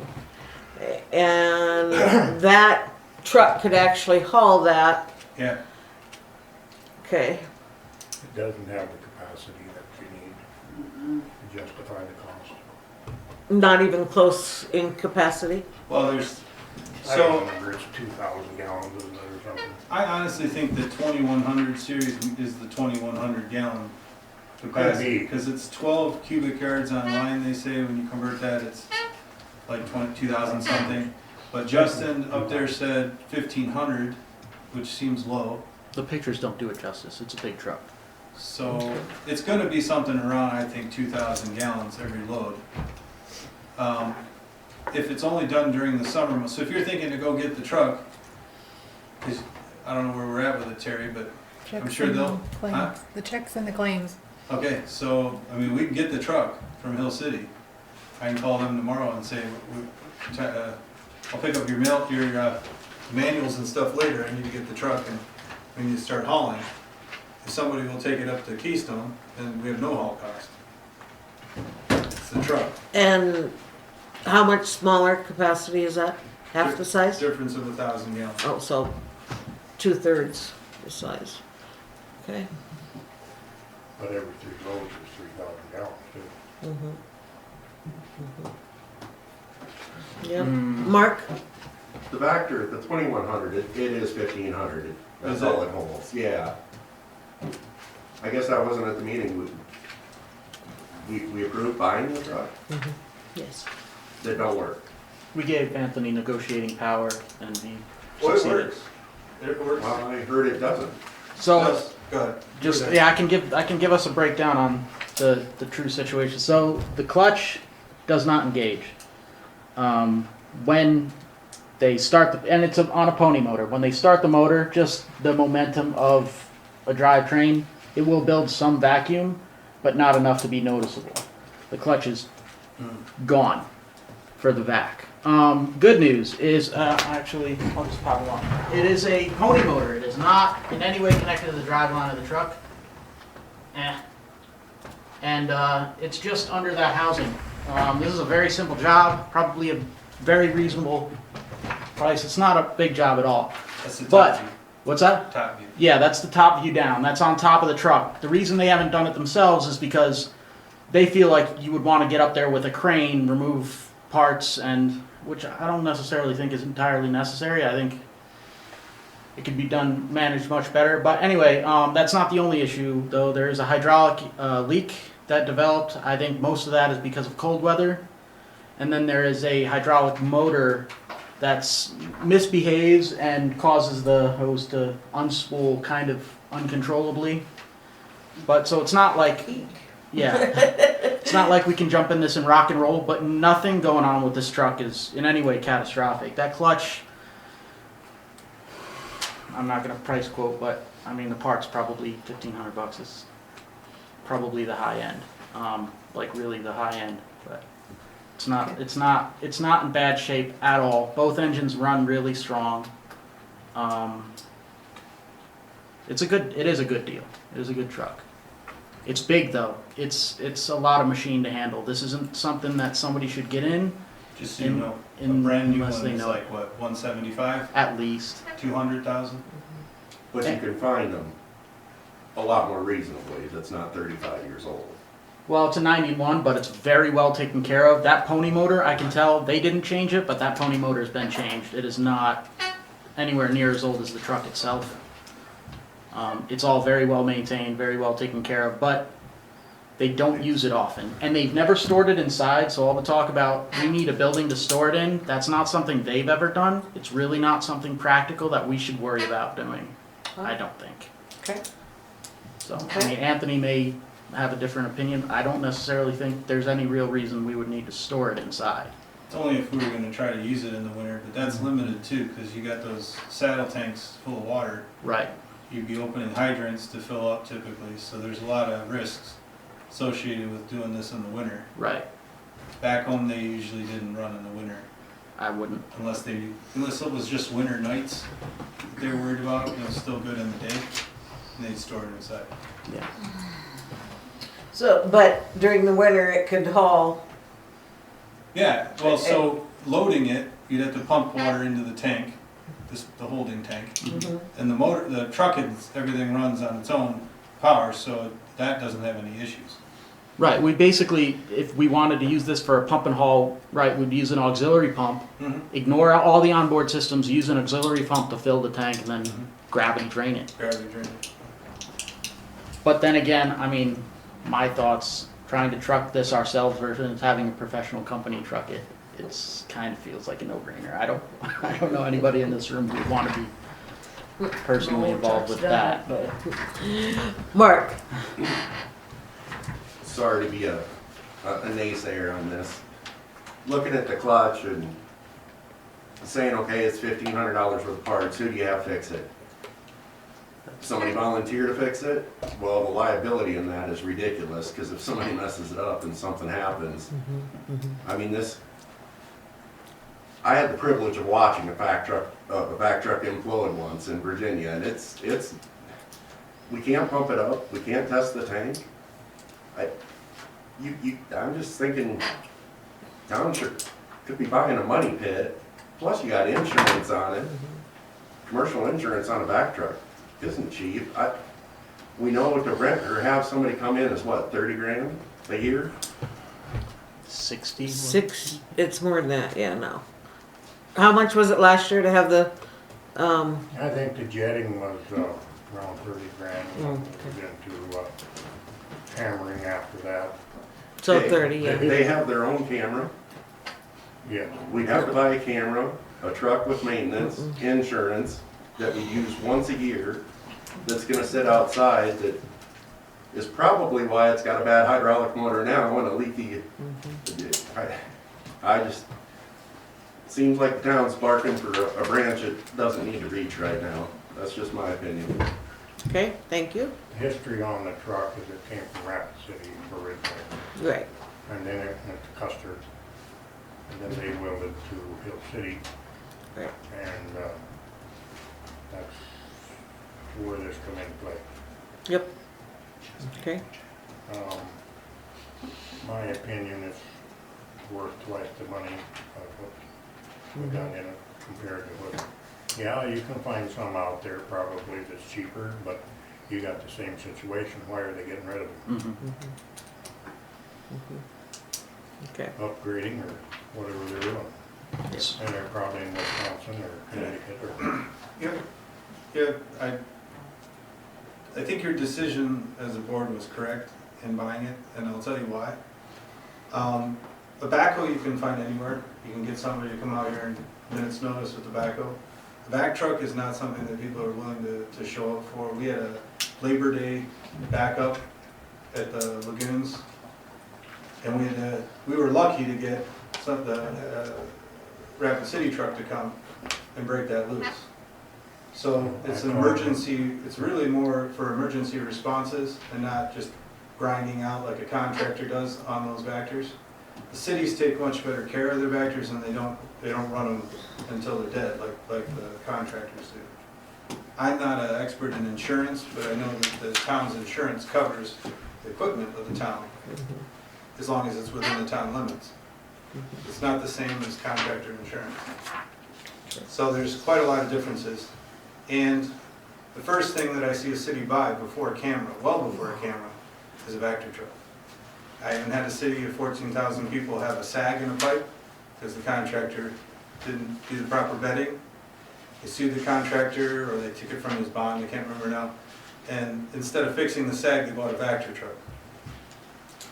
Because they can jet that sag and they can clean everything else in their city and just keep doing that. And we have flat pipe as we come into the lagoons that needs routine maintenance until it can be replaced with a FEMA grant or whatever. So there were a lot of rationale behind the decision. Sure. Thank you. Aaron? And just the question of why are they selling it? So for them, they have one guy in the shop who has a CDL and can drive this thing, and they kind of decided that's part of why they don't use it as much as they might otherwise. So they're changing out to a trailer unit. That's right. Correct, this is too big So- for them. Right, so that anybody, well, really, it's so that anybody can get in a town truck, hook up to it and take it where it needs to be and use it, where this is a CDL vehicle. That's one of the big things. Yeah, they paid over 100,000 for that trailer. Yeah, Yeah. and it's smaller, I believe, Yeah. But capacity wise and everything, yeah. yeah, because what, 8 pounds to a gallon? Can we Yeah. get back to talking about Yes. the Keystone deal and Yes. what Yeah. we wanna authorize him to do? Thank you. Okay. Yep. So the motion's been made and seconded. And I think all the discussion has been said, so, Asking Keystone to pay half. yes. Yep. Half of everything that gets trucked there? Well, I think,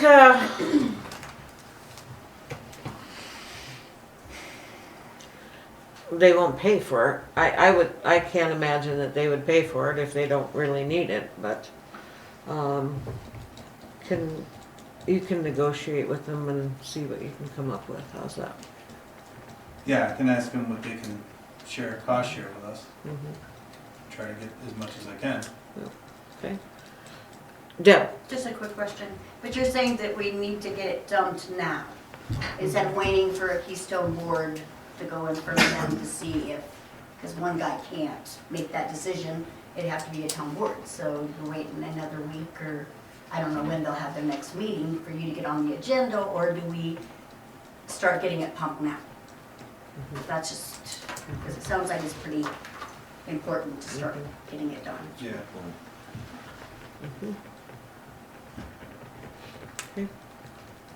You know, I think, we have to start now. I mean, we just have to get it started now, so, So- get somebody, you know, Phil's to come out here and So I can get some. initiate the pump and haul at the 10 cents per gallon. Yes, Obviously, we're backing up that we're gonna pay that, and I'll go to Keystone, ask them, will they cost share?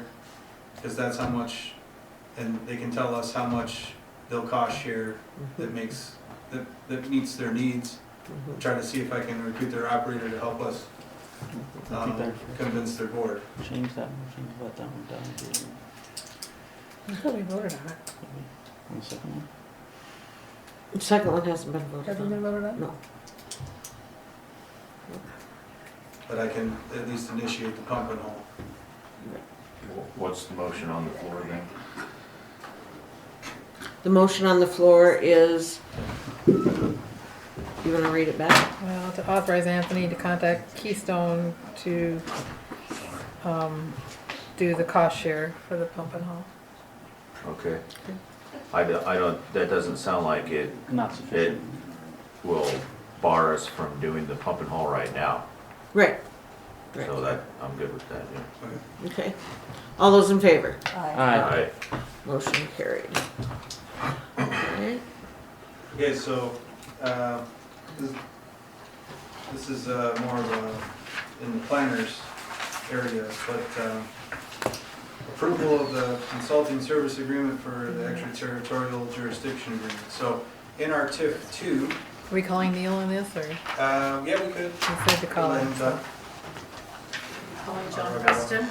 Yeah.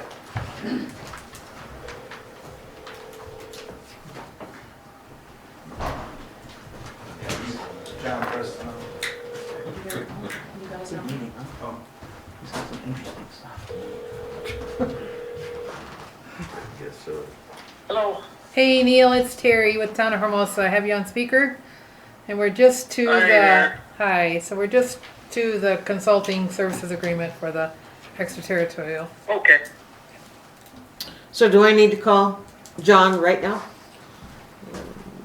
You got his number? I thought I did, but this will be faster. Thank you.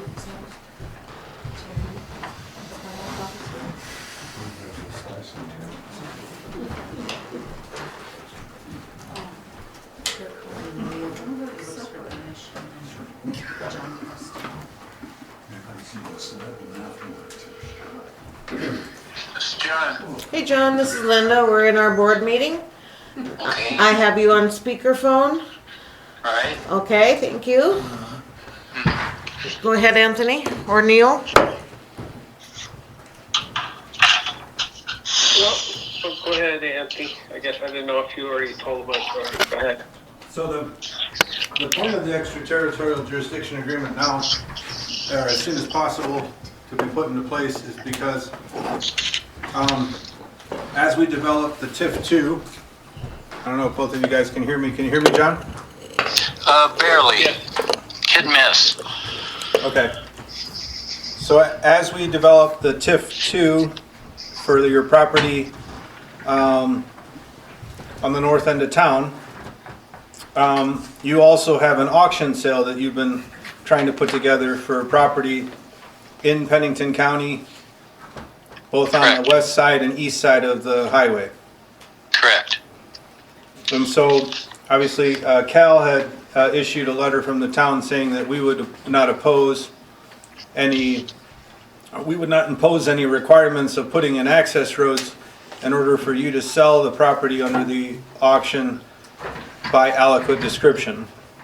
Correct. But because our extraterritorial jurisdiction agreement is not in place yet, we can't, so that is nice, but it's not, it still falls back to Pennington County. Pennington County planners are on board with the same wording, but they basically want to say, well, it's in our ordinances. It says that will allow it to be, land to be transferred by adequate description. But it doesn't come right out and say that for this property, so they won't specifically talk about Preston's property, they'll just say, refer to our ordinances. So that doesn't give, for John, the adequate guarantees that he'd like to see like it does from our letter.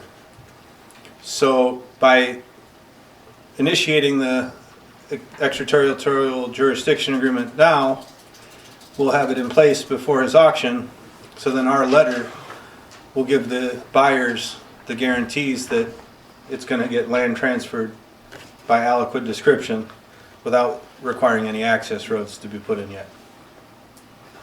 So it helps them to secure their funding on their side to continue the development, and so that, I guess, backstops the TIF2 that we're putting together to bring that infrastructure in. There's always going to be some developer costs, and they need to be able to have that money.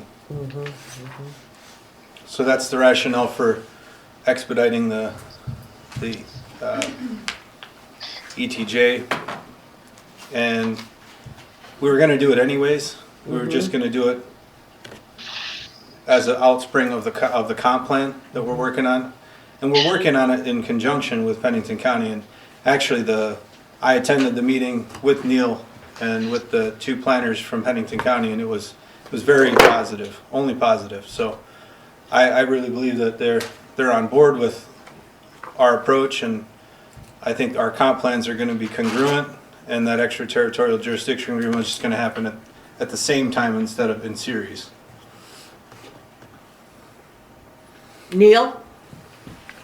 Yep, well, I guess the only thing I would add, covered it pretty well. The only thing I would add is saying that now probably we were only going to be talking about is platting jurisdiction, which would mean if there's any plats that come through, it would be something similar to what you were having with Custer County, which both entities would see them, because obviously, especially on the area where the TIF district is, we're going to want to have some type of protection if and when somebody else wants to build from the TIF district, that we have some type of say-so with Pennington County. And then the same thing would be as if or when development happens on the east side, then still too would want to have some cooperation between Pennington County. But the TIF district will obviously be in the city limits, but any activity, unless it gets annexed on the east side, would be still subject to Pennington County building codes and zoning and so forth. So, but like I said, I guess I would also characterize it as Pennington County wants to be very cooperative with us with that. The thing to also kind of keep in mind is on your north side, you still have some extraterritorial jurisdiction with Custer County.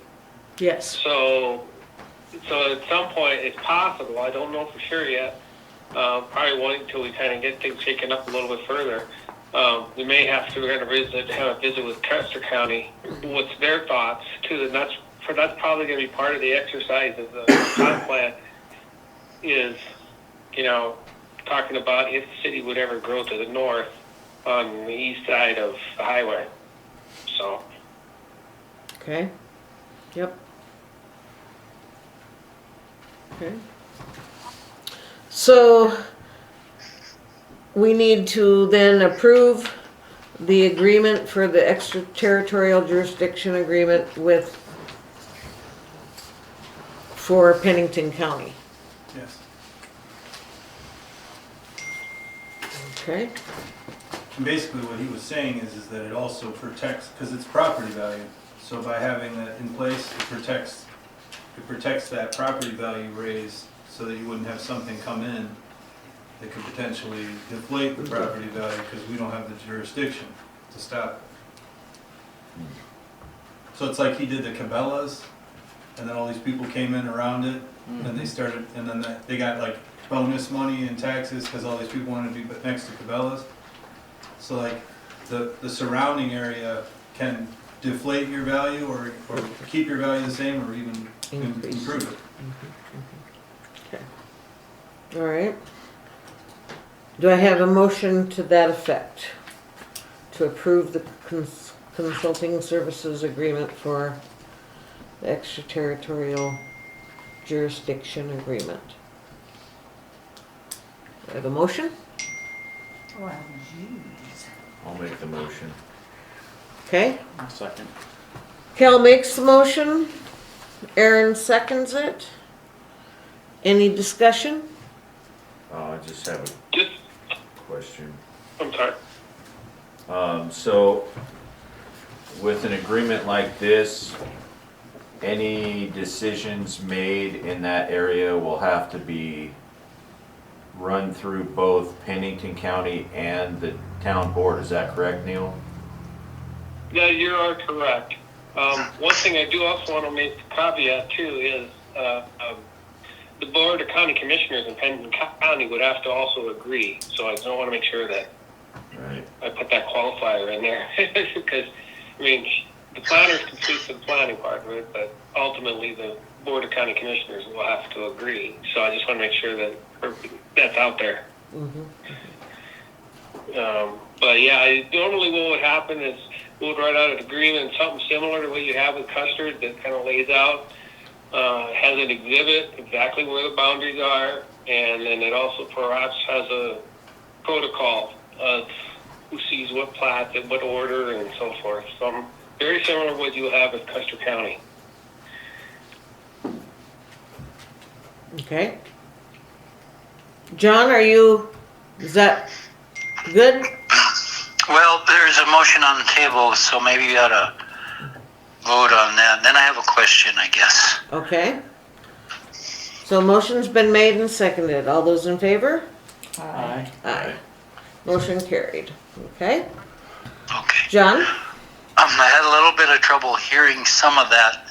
I guess my biggest concern is a timeline. We're getting close to the point where they're going to start advertising, not for another 30 days probably, but I want to be sure that it's going to be in place before Bradine is doing the auction, and I just wanted to cover all my bases and not have it get derailed, say March 15th or something like that. But Okay. anybody have an answer for that for me, or? Yeah, it's coming.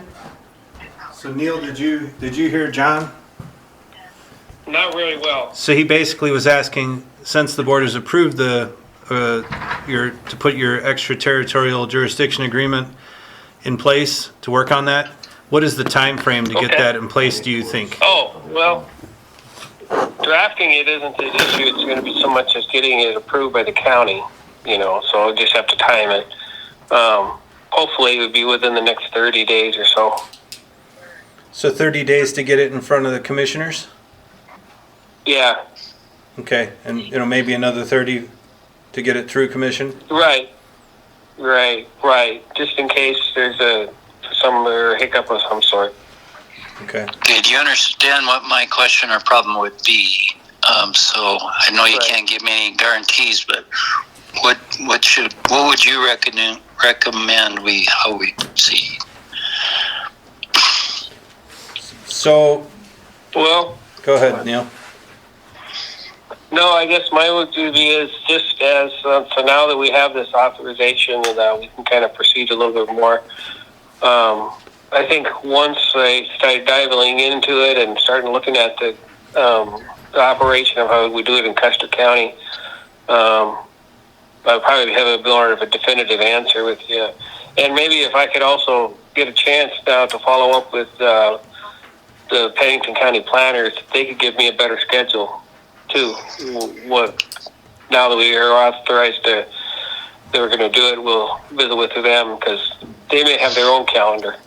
So, do you know when Brittany is back? Is she back yet? She's back. Okay.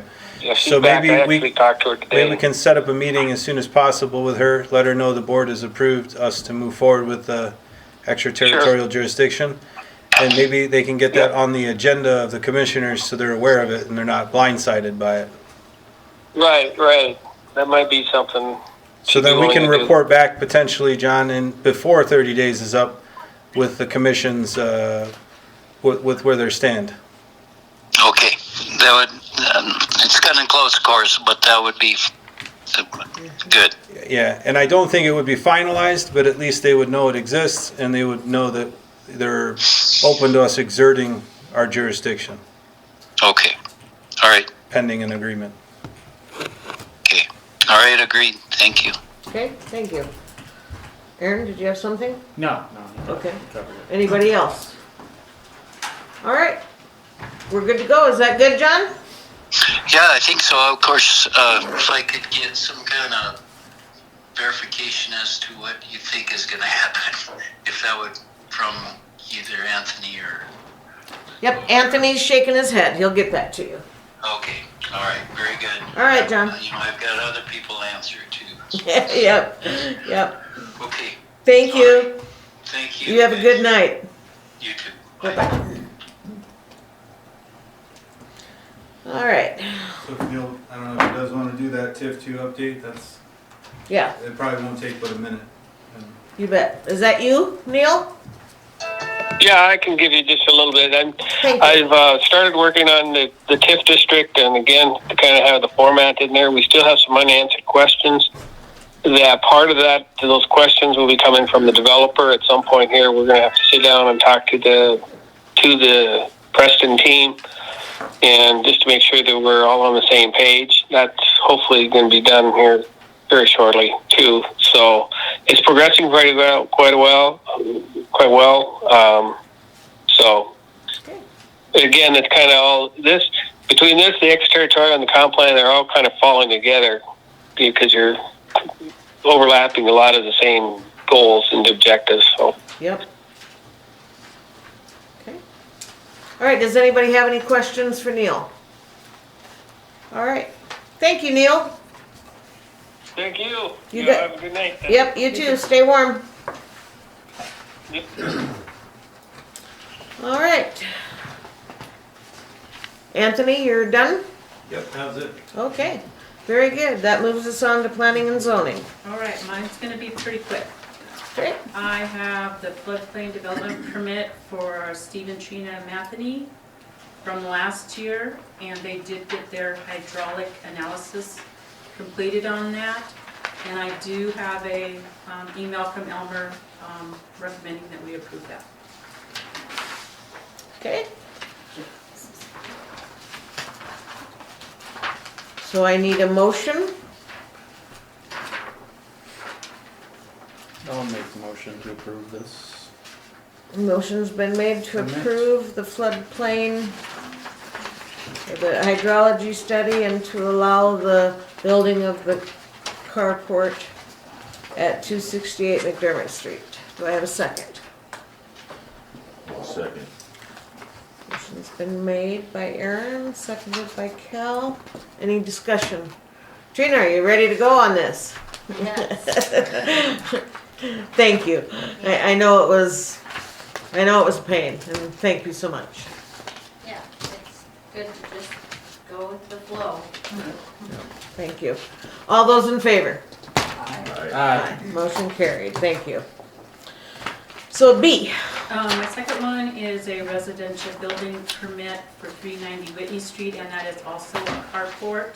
It is not in the floodplain, so I did already approve that. It's just an FYI. very good, thank you.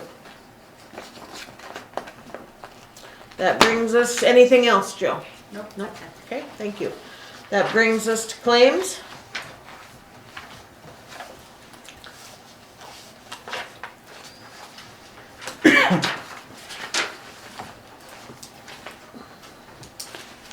My eyes are crooked on me.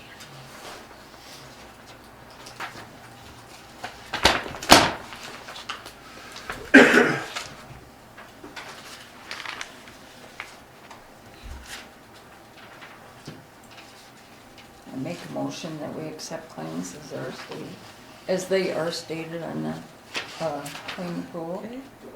Motion's been made by Donna, do I have a second?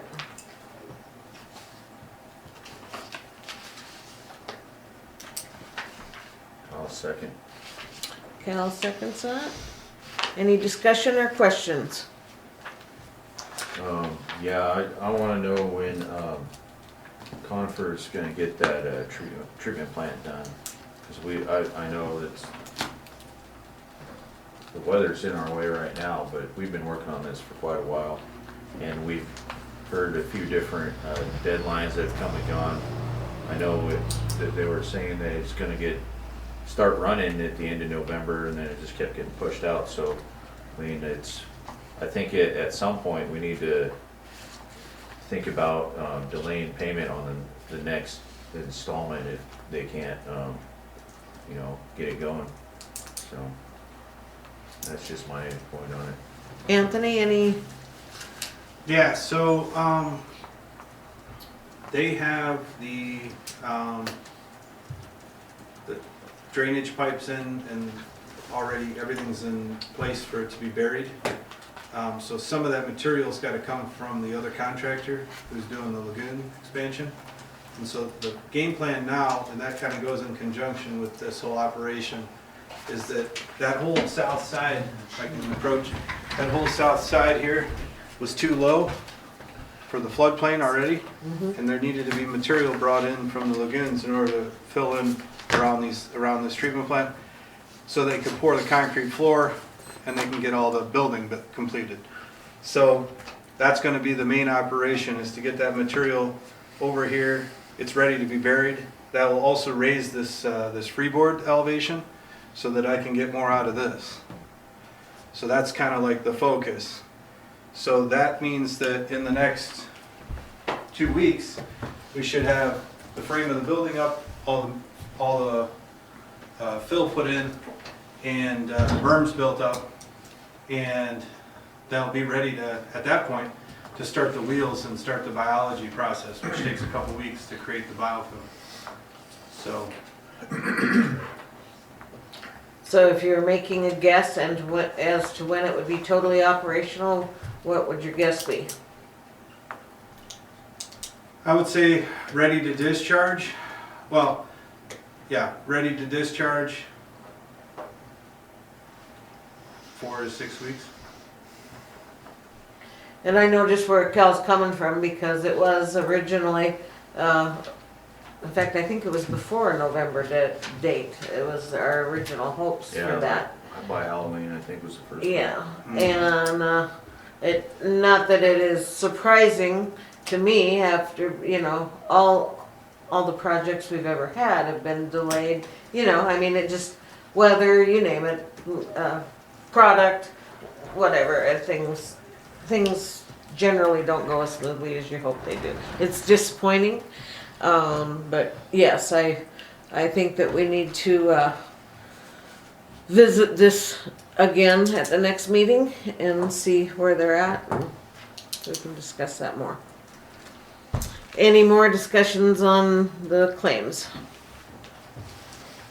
Questions, comments? All those in favor? Aye. Aye. Aye, motion carried, thank you. We have nothing under law enforcement? Terry, correct, nothing, okay. I will say the Hermosa sign has not been moved yet. Lon's fairly sure that that'll be a spring, happening, you know, when everything thaws and all that, so. And that brings us to legal. We don't have any issues or any topics under my heading, however, based on what was visited about tonight and voted on regarding the mutual jurisdiction agreement with Pennington County, if Neil or Anthony could get me a copy of that before we send it over, just for a quick review on it, I'd recommend that. Okay, Anthony, you got that? Sorry, you didn't hear it. I'll talk to Lear. Legal, for what now? Just send me a copy of the agreement that we want to use with Pennington County. Oh, right, okay. Okay, very good, thank you. You bet. And on the TIF2 thing, we are having a conference call, a Teams call tomorrow morning at 9. So between Neil and Anthony and I think Jill. Well, Hi. not Anthony. I am. Yeah, that's it. Sorry. Okay, So that's, 9 a.m. yeah, Okay, it's drudging forward. very good. All right, that brings us to Public Works. Mr. Ferguson, no? You've got nothing? There's been absolutely nothing has happened, has there? Okay. Streets, nothing on my end other than snow removal. Uh-huh. And, whatever Dan's gonna put in input on that. Street lights, I believe everything is working except for one that I know of. And, that will be cleared down on the east side of town. Okay. So the water, I guess I'd like to reiterate a little bit on what we were talking about, the rights and the drilling and all this stuff. Make no mistake, state owns the water. So that is the reason why there are permits drawn and approximate gallons per day, month, year is drawn from this aquifer. So I have been contemplating for many years, someday the state's gonna hand us a water bill for the amount of water we're drawing out of the aquifer. Until the river water should hit here, and that's getting pushed by several different organizations, including the governor's office and some of the others, due to the fact that Ellsworth and some of the outlying areas are hurting for water. So, like I said, be prepared if you get a bill from someday. Are we drawing beyond what the permit originally provided? That's the reason why they do the permits, because they want to know how much water you're pulling out of this aquifer. Right, but they also give you an amount that you can't, so many acre Yes, feet. they're regulating what you can do already. Yeah, right. So consequently, someday they're gonna say, okay, you're pulling $1.5 million or $2 million out of the aquifer. It's our water, here's your bill. Do you think we're exceeding now what originally provided? I don't, you know, and I've followed this for 40 years, in and out of what was being drilled and permits and why, and how many are being punched into which aquifer. And Anthony hit the nail on the head. The Madison is the last pure source of water that we have. So consequently, you know, they're watching this formation like a hawk. So, yeah. Anyway, we kind of touched on the sewer pretty much, basically. Oh, I got one more thing on the water though. Over the weekend and the last week, we've had several freeze-ups in meter pits. One was under a trailer, but that comes into play who owns the meter, homeowner or the town. I've expressed in previous times that I think the town should own the meters because that is our mechanism for billing for water that is sold. And you also have a situation that something goes wrong with the meter, you don't know what brand they're gonna buy to replace it. And this all figures into the equation of when they go satellite, that all of these meters are compatible. I went to Badger Meters probably, time slips away, I would guess 20 years ago. So that is still up in the air, kind of. There is stipulation that if the meter freezes and breaks, then that's negligence. Is it our responsibility to go around and insulate all these meter pits? We only have this happen about every 5 to 7 years. If it gets this consistently cold, it holds on. And once it does this, then that's where the problems start cropping up.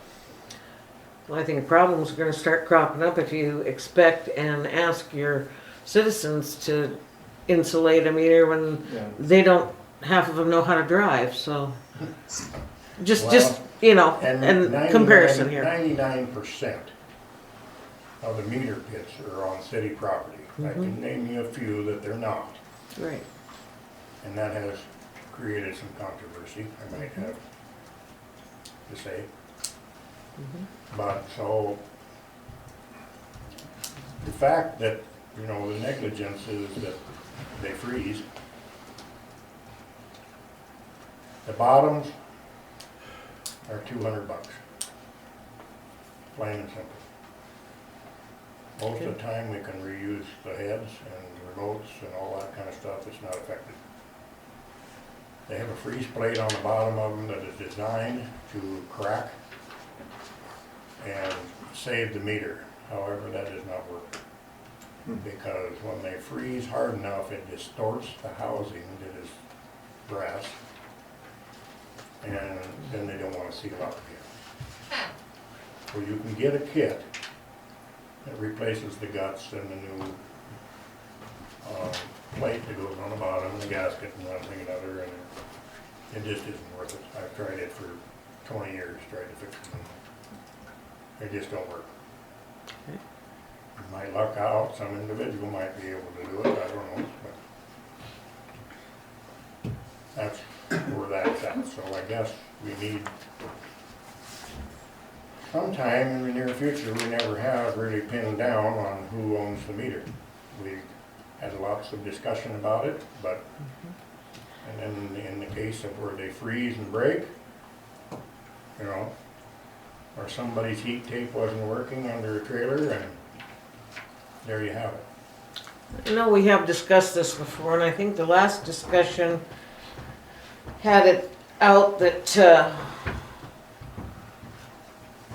the town owns them, supplies them, and either puts them in, or their own professional puts them in. Installs them, but it is the town that owns them, and they have to be put in what the town wants to be put in, not what they want to be put in, but what That in we. the ordinance that the town owns the meters. Did we? Anthony, go ahead. Yeah, so the ordinance has been rewritten, they need to be adopted by the board. So there needs to be kind of, you guys need to. We need to see them first before we can adopt them or do anything with them. Yes, so no, I mean, I think you have a copy of the updated I don't know. water ordinance from Neil. If I missed it, then that's my fault, but I haven't seen it yet, so. Okay. You gotta pass it to find out what's in it. I know, well, I wouldn't wanna do that. Famous words of Pelosi. Yeah, So right. I'll make sure Terry has that tomorrow and that it gets to everybody on the board. Okay. That way you guys can start organizing the Yep. review Thank you. sessions. And Thank you. Okay, So, yeah, we need to get that ironed out. okay. Okay, Kent has a question first here, Oh, or I just comment. think as a matter of public policy, it sounds like we've already covered that issue and we know what it is. But as a matter of public policy, we should make sure that, that each pit complies with the required, sufficient insulation, so they don't have the freeze up. And if that's under a trailer, it's under a trailer, but I think the city should, make that requirement as well. Again, being the one that determines the installation and proper installation of it. It's common sense, I would think. Yep, okay, thank you. Dan? Some of them know it's difficult because they hold water all winter long. So to insulate them is kind of a difficult situation, and some of them, like our house, it'll have 3 foot of water in it, just because of the groundwater. But it doesn't freeze up though, is that right, you're saying? So it's, Yeah, there's so 3 foot somehow it's water. properly insulated enough, whether it's just ground heat or. Yeah. We have very few that have that amount of water in them, and usually there's some other contributing factor. You know, I mean, groundwater does have an issue on some of these lower lying ones, but most of our is exception to the rule.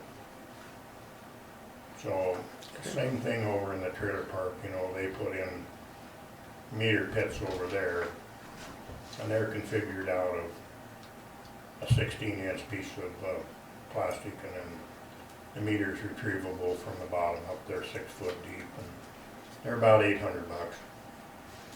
I remember the day when we were putting meter pits in that they were about $150. So those days was long past. Yep.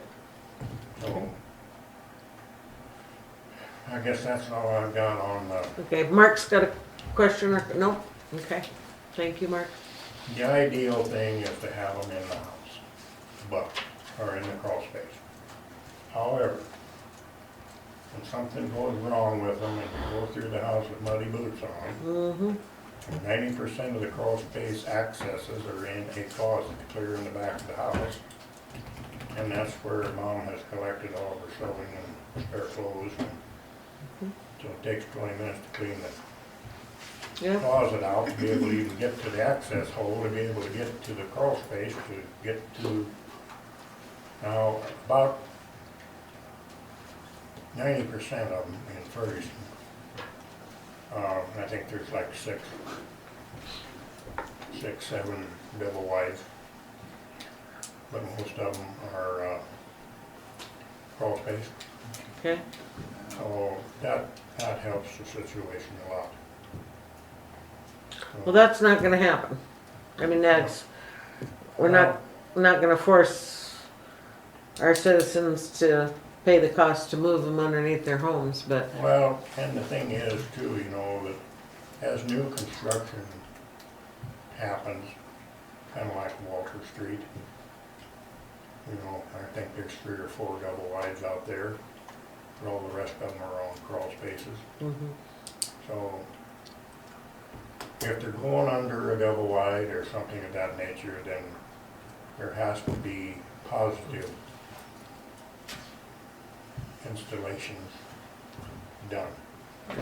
They have to be in an insulated box and heat tape, and preferably a separate switch. Yeah. And with a light on it that shows when the heat tape's on and when it's not. And so then even though we try to convince people that in October you need to be looking at your heat tapes, and it don't work. Yeah, well, I know. We'll work on that. We'll have to remember to put that one in the newsletter, you know, and post it on the web page and maybe a few people will see it then, so. What else do we have in Public Works? I think that's pretty much it. The opening work orders, we're dinging on them all the time. Yep, You know, they're okay, getting them slowly wiped out. But anytime you have this kind of weather, Oh, it throws everything back. it does. We're at least a month behind Yeah. on everything. Now, the cavalry's showing up tomorrow, which is a new one, Okay, so hopefully we'll get some positive. what time? Well, I'm assuming they're gonna be there at 8 o'clock, Okay, 8:30, something. Give it a little bit of time to warm up. okay. We've been waiting for this little monsoon and it's gonna happen. But my guess is that the frost is pretty deep. Yeah. We were breaking about a foot before this cool spell hit. Before. Okay, So that's not really an issue, a foot, but goes deeper than that, it is. okay. Mark? Stopped over at my house tonight, the new house. Do we have a little bit of a geyser in the street? Oh, over on Fifth? Yeah, 'cause it's like right above the water main. I just wanna make sure we don't have something serious going on. This is on Fifth in, Manning. Yes. I have looked at that and I'm just waiting for a little more pleasant day to, I've seen it a couple days ago. So, We have a water leak or? nah, I'm afraid it's sewer, but I'm not positive. Sometime back when they were doing boring, even before we did with the internet and all that stuff, Mount Rushmore Telephone was boring under Manning. And they hit that discharge line out of Fifth Street Pumping Station. Dug it up and repaired it. Yeah, it's almost identical in that same area. So I'm gonna have to open it up and see what it is. Okay, And that's- so are you hoping to do that on Friday? On my spare time, yes, I will do that. I know you have so much. Thank you. Did you hear that, Mark? So, yeah, okay, all right. Dan, did you have a? Yeah, and just then on the meters, like one of ours was one of them that froze.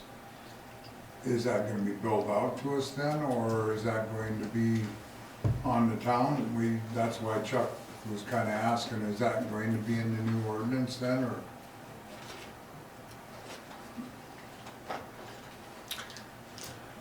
So it's in the new ordinance. That, The water meters, if they're replaced, right? So it depends if it's in a warranty period or not. And then, if it was due to no fault of the owner, then it would be replaced by the town, right? okay. And if it's not the town's fault, it's Mother Nature's fault, then, Yeah, I mean, I've had situations where other things have happened, like the pump station started sinking, right? You can't really blame the residents for that, and I know that when I finished my estimate, the finance officer asked for their insurance. So, you know, there's gonna be certain instances like that, we gotta make a decision, we don't want our insurance premium to go up either for something small. That was a pretty big one, that other one, but, Yeah. so, but, you know, obviously, if it's, all things have a life expectancy, right? So I would say a mechanical part like a water meter has probably got a 15-year life expectancy. So if it's beyond its life expectancy, then it needs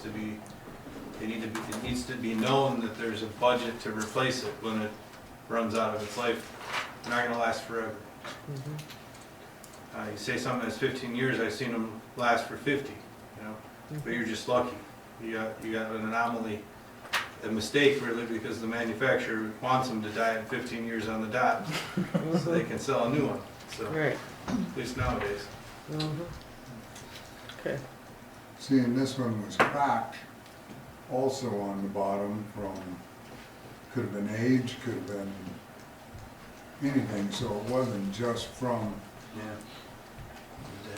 Most, generally 99.99% when those bottoms are cracked, they froze somewhere along the line. And so it froze again then. I have dug them up that have been buried for many, many years, and they're rusty, but they don't have holes in them or cracks or anything. So that being said, you want to know if you're paying for it or if the town's paying for it. yeah, Okay. And I would say in this case, it hasn't been changed out in, I wouldn't say that. That meter pit has froze before. pardon me, I said I wouldn't say that. That meter pit has froze before. it has froze before. So this has been changed out. not in a long time. How long? Guess. I'll bet it, I don't know that it ever has been. Yeah, we had trouble with it 4 or 5 years ago, and if you notice, there's some red brass elbows and 90s and one thing or another in there, which has been down in the last 10 years, 8 to 10 years maybe. Okay. I talked about a little bit to Chuck. I said, we've been in that hole before. Yes. So he's been with me 3.5 years. So some of these things that are cropping up, he still has some memory of. I mean, I've honestly seen when this happens where if it's a brand new meter, right? So then they get a meter and it's in their tap and benefit fee. They're getting a tap, they're getting a meter.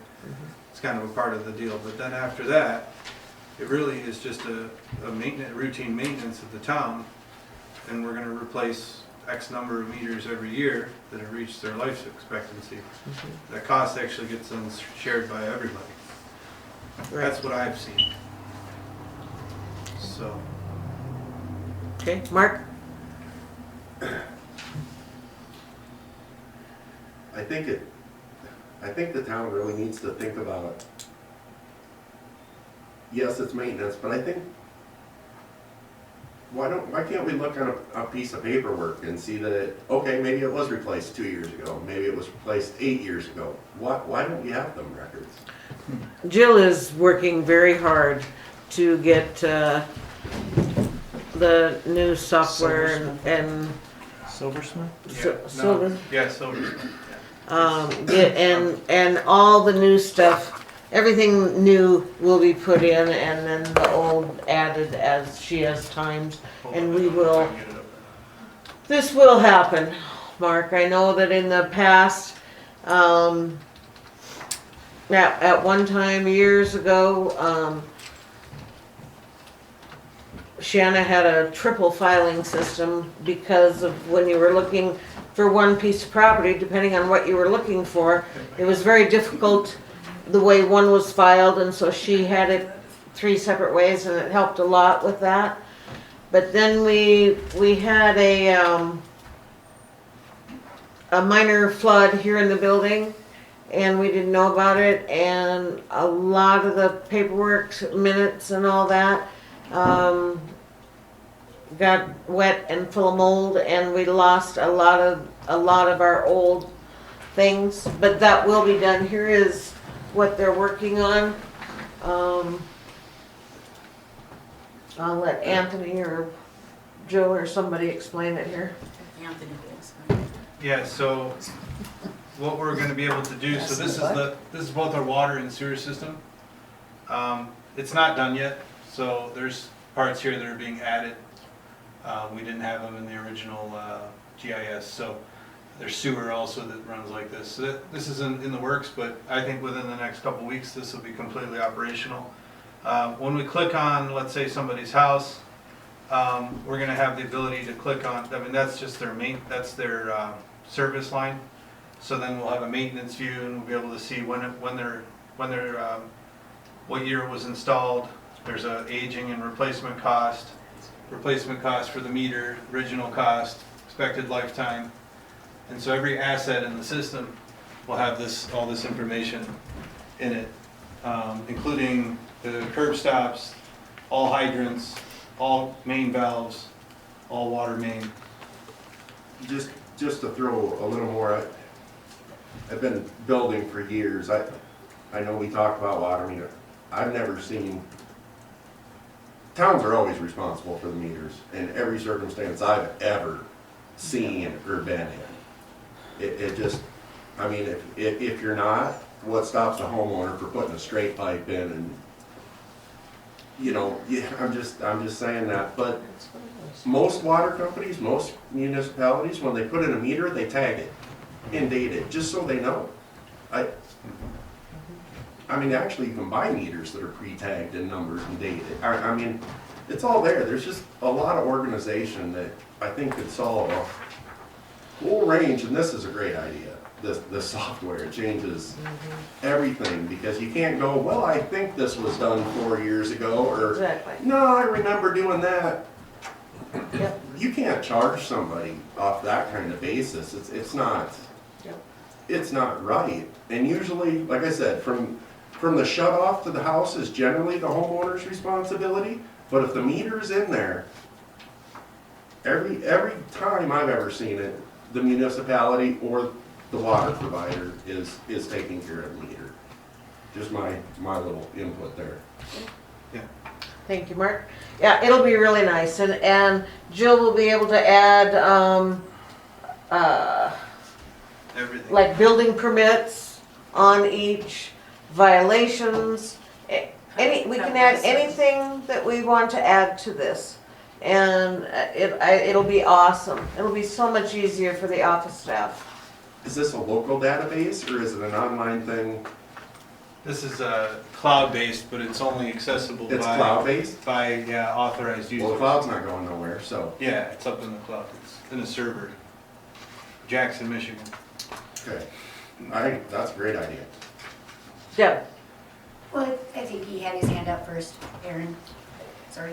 Aaron? I mean, I just kind of want to, I mean, Linda kind of almost opened the meeting. There's a lot of discussion, almost every meeting, heavily around different areas of public works. This is something coming down the pipeline, but I kind of feel like we're deja vuing pretty hard right now. I feel like this is a conversation we've had too many times at too many meetings. This is gonna, maybe one we should just accept that we can put it off until we have a real solid set of work sessions to hash out public works in general, to get the software off the ground so we can, you know, move upward and onward. Yep. Okay, Deb?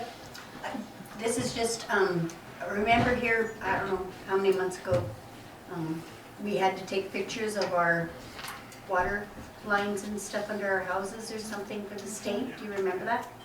Yes. When is that supposed to be done? Do you remember?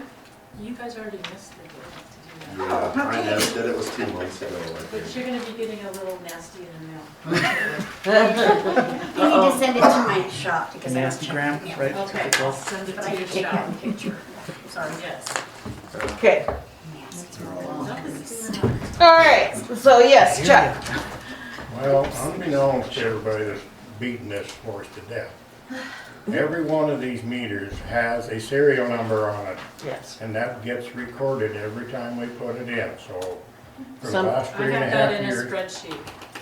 in the last 3.5 years, we call those numbers in to Jill, and she puts them on the spreadsheet, and so it's not like it's just, you know. Yep. Okay. I thought you had a date. Very good. And are you done with public works, sir? Please say yes. Okay. Dan, anything on your street repairs or anything needed? None? Not everything's, okay, thank you. Very good. That brings us to finance officer.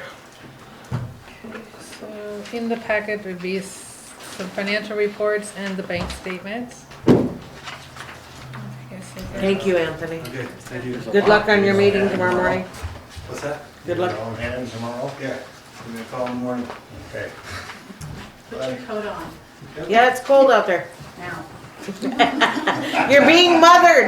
That's what that sounds like. Before you get out the door.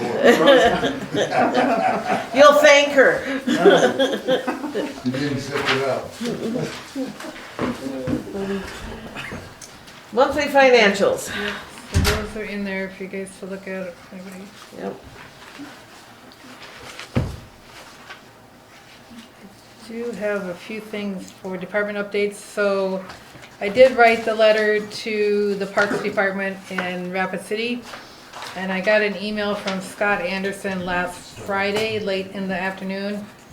And they did approve us receiving all of their surplus Christmas decorations. Woohoo! So Thank you, Dan and he- Deb, thank you. He's Breezy and Breezy, Yeah. thank you. He's gonna do a quick inventory to figure out exactly how many they want, and then it has to go through their city council, but he said that could take a little while, but they're essentially ours. So once we find out how many that is, we'll need to figure out where we're gonna store them, so. Yep. Anyway, so that's good. That's really good. Yeah. The digital speed sign that got damaged in the accident, I was able to finally get the accident report. Find out it was covered by the insurance, Progressive Insurance. I did talk to the adjuster just last week, and he assures me that it is covered by the insurance, but they would like us to purchase it and then submit a bill to them and get reimbursed. So I do have a quote, and I just got an updated one, because we had bought this one a couple years ago. $3,467.43. And is that delivered? Or do we pick it up, or where does it? Is that installed? What even, I mean, No, it's just just the sign. the sign and the bracket. So I'm not sure. Did you have DOT? I see How did- there's some. Chuck, how did we get those before? Did they drop them off our speed? sign? The digital speed sign. Huh? The digital speed sign. Oh, these, yeah, we had a grant when we bought those first, Right. and I believe the DOT put them in, I don't. Yeah, there recall. is some, I did find there was Work order or whatever? there was some Obviously, correspondence they have with electricity too. DOT. I So think we did go to solar on, Uh-huh. not thought. this is the same one as what we got, because I had what we originally ordered, and we had gotten two at that time. Okay. And there was a grant through SDML that it was like $2,500. He So had insurance, so. they yeah, covered but it. he's according to the accident report, it says they estimated at 4,000, so would be covered. So So Well, that's- then we need, so you just need to order do I it need? then. Should I just go ahead and order it? Is Yes. that okay? So I can contact and get that going. Yep. Okay. I did get the Marshall advertisement in the Custer Chronicle, and it's on our website. I wasn't sure what else. Jason at the Chronicle did email me some information about doing it statewide. Of course, that's, in several papers, but it's, I looked at it and it's, I mean, you can do a digital one, or you could do like papers, but it's spendy, so I just wasn't sure. So, board, what do you feel about that? Is there other places we could What put about it? Indeed or Monster or any of those? Yeah, and Gail's got an Indeed account, but I don't have access to it, so I need to get her, because it's hooked to her phone number, and I tried I to think it's pretty get on. reasonable, if we want to set up an account. Okay. So, check that. Okay. Any, just maybe put it on Indeed and the newspaper for Yeah, now? I don't think for a part-time Yeah, I wasn't sure we wanted that to. we needed to put a go lot through of the state money for that, yeah, Okay. my opinion, Okay. so. And then the last thing is, I was talking to Scott Storms at the Department of Equalization. Our equalization local board will be March 19th, it's a Wednesday. So our regular meeting is on Tuesday the 18th, if we have any appeals.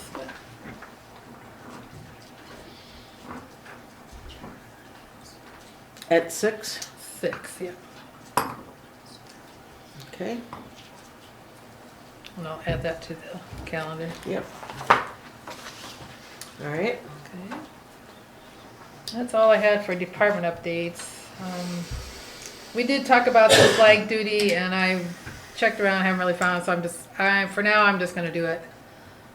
I'm trying to actually get a new Hermosa flag, because the two we have are just tattered. I can't repair them anymore. They're just, the sides are, so, but they cost like $200. And we Wow, just- have they went up? Well, we Whoa. just, it looked, last time we ordered them was just 2 years ago too, it was sold. I don't know what a good quality they were, if they only lasted 2 years. So I'm kind of doing some checking to see. That's why there's no Hermosa flag out there right now, is because it's pretty tattered and I took it down, so. Last thing is, we did get our final audit. I do have copies of it here if anybody wants to see it. Ben gave me 7 copies, so. Okay. That's all, and then in the claims was his final payment, I think of $1875, so. But it's been approved by legislative audit, so we're good there. It has been approved. So we're all good there. Okay.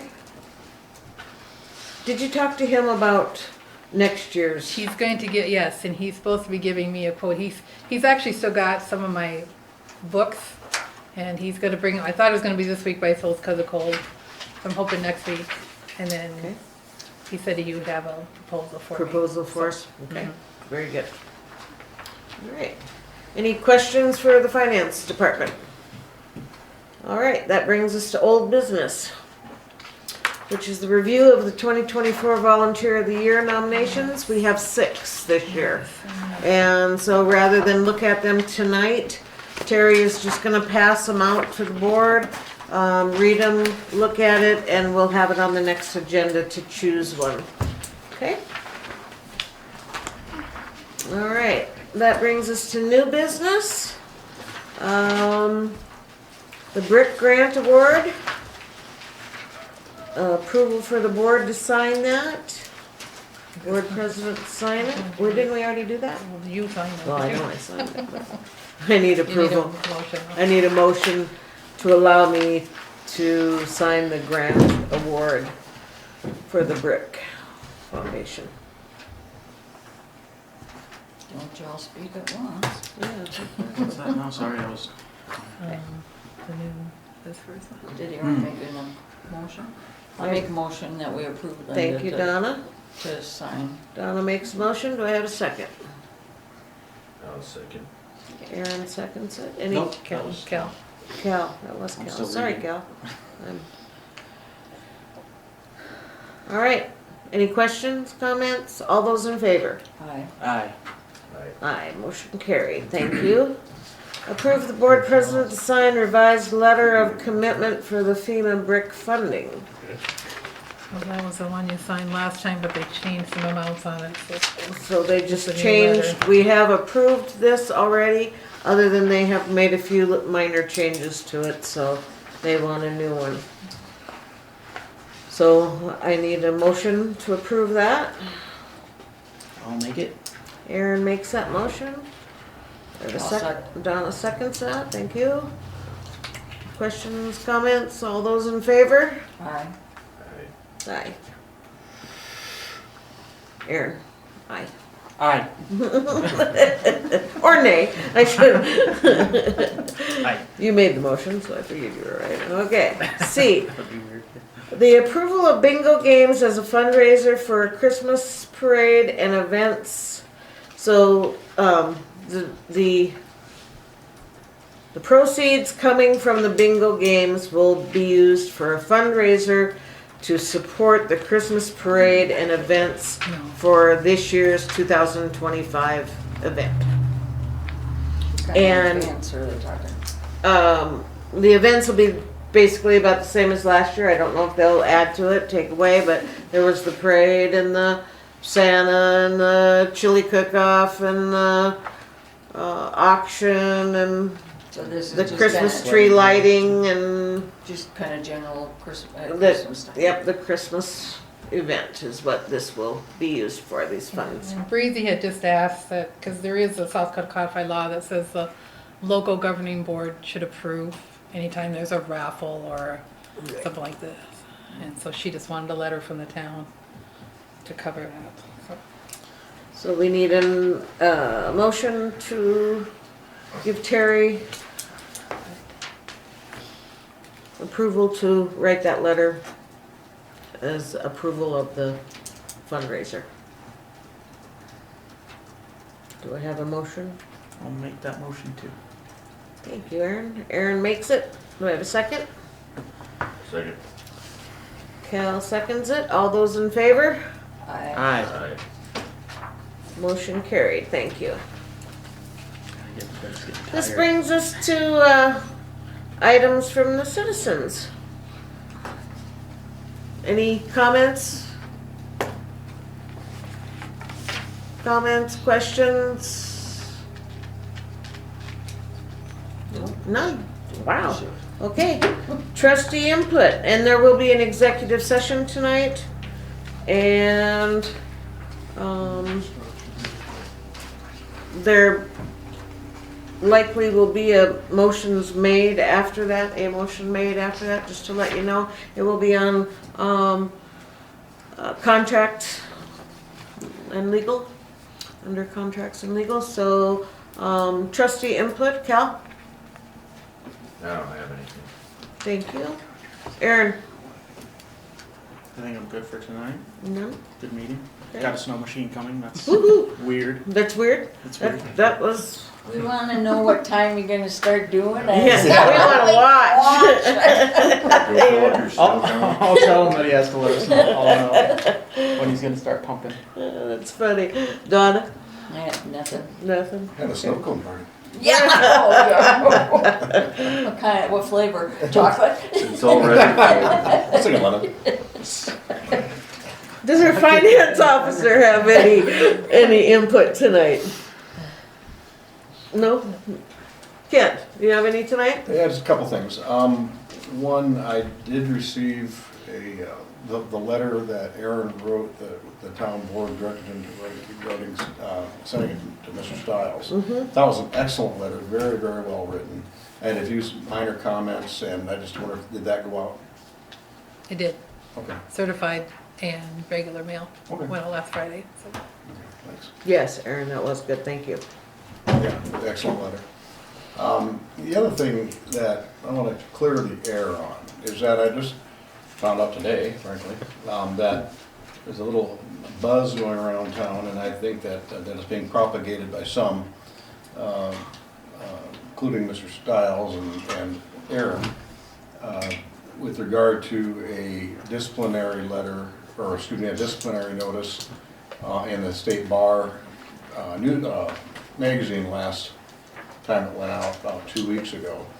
And it was cited me as disciplinary action under code 3 point such and such, and it doesn't give any detail. And so just so, what I feel as my client, I want you to know, but just so you know, it's not for like a capital offense or something. It's not fraud or? No, not. Okay. Trust accounts are safe. Thank you. Yeah. What it was is it was a complaint that was filed against me to the disciplinary board by my wife's attorney in our divorce.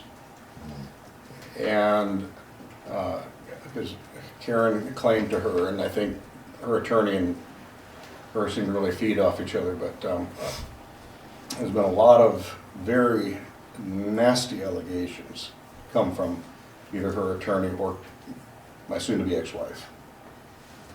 Very, it is what it is, and it's been damn near 2 years now. We do have a trial coming up on March 4th. And it'd be good to have some finality to it.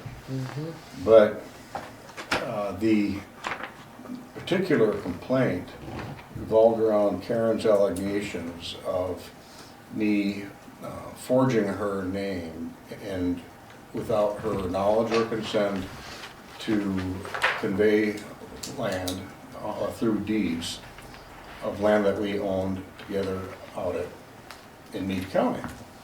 And it's development land, where we plat lots and convey them off. And the scenario is that there was, between 2011 and 2019, there was about 7, maybe 8 deeds that, with Karen's consent and knowledge, I signed off on them, and my paralegals, either one or two of my paralegals notarized them with Karen on the speakerphone, consenting to it. And they all know Karen over the last 20 years. So there was no doubt that there was consent there. And the disciplinary board agreed and found that Karen, based on the evidence I provided, must have known about these deeds. Because there are people building houses on these lots that are, she claims that she had no idea that I was giving away our land. So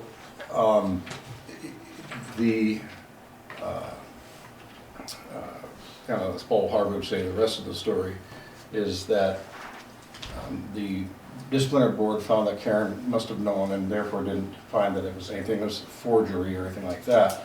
However, I did get a violation of ethics for asking my paralegals to notarize something without Karen being physically in front of them. That is a requirement. And at the time I didn't really think twice about it because Karen was all about it, and I was in an effort to accommodate Karen. Karen did not want to come into the office because she simply didn't want to have to talk with the employees and so forth, and she was always out doing something or not feeling well, but always had an excuse. So my paralegal issued an affidavit. Our bookkeeper at the time, Janine, her name was Egan-Miss, Janine Lisi,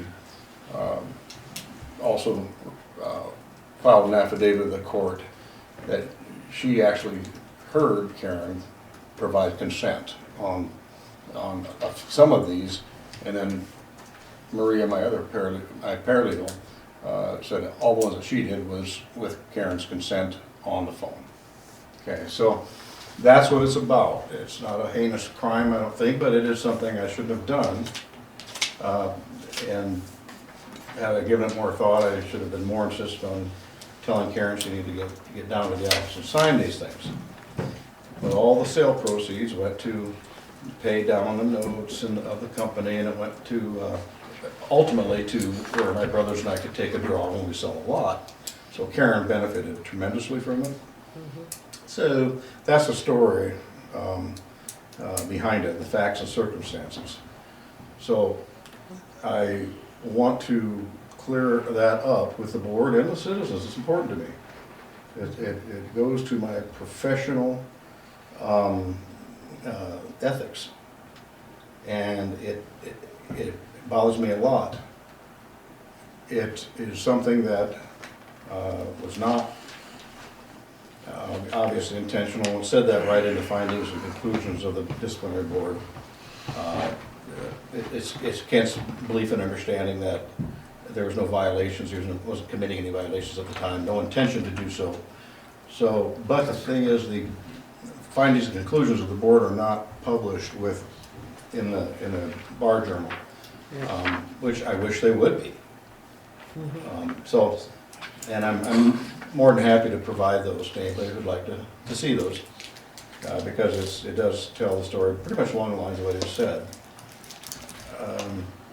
But I do want to head that off, because in case there's a little coup to try to dislodge me as some sort of infidel or nasty violator of professional ethics. Would you be willing to have that up at the town office so that people could look at it if they wanted to? Yes.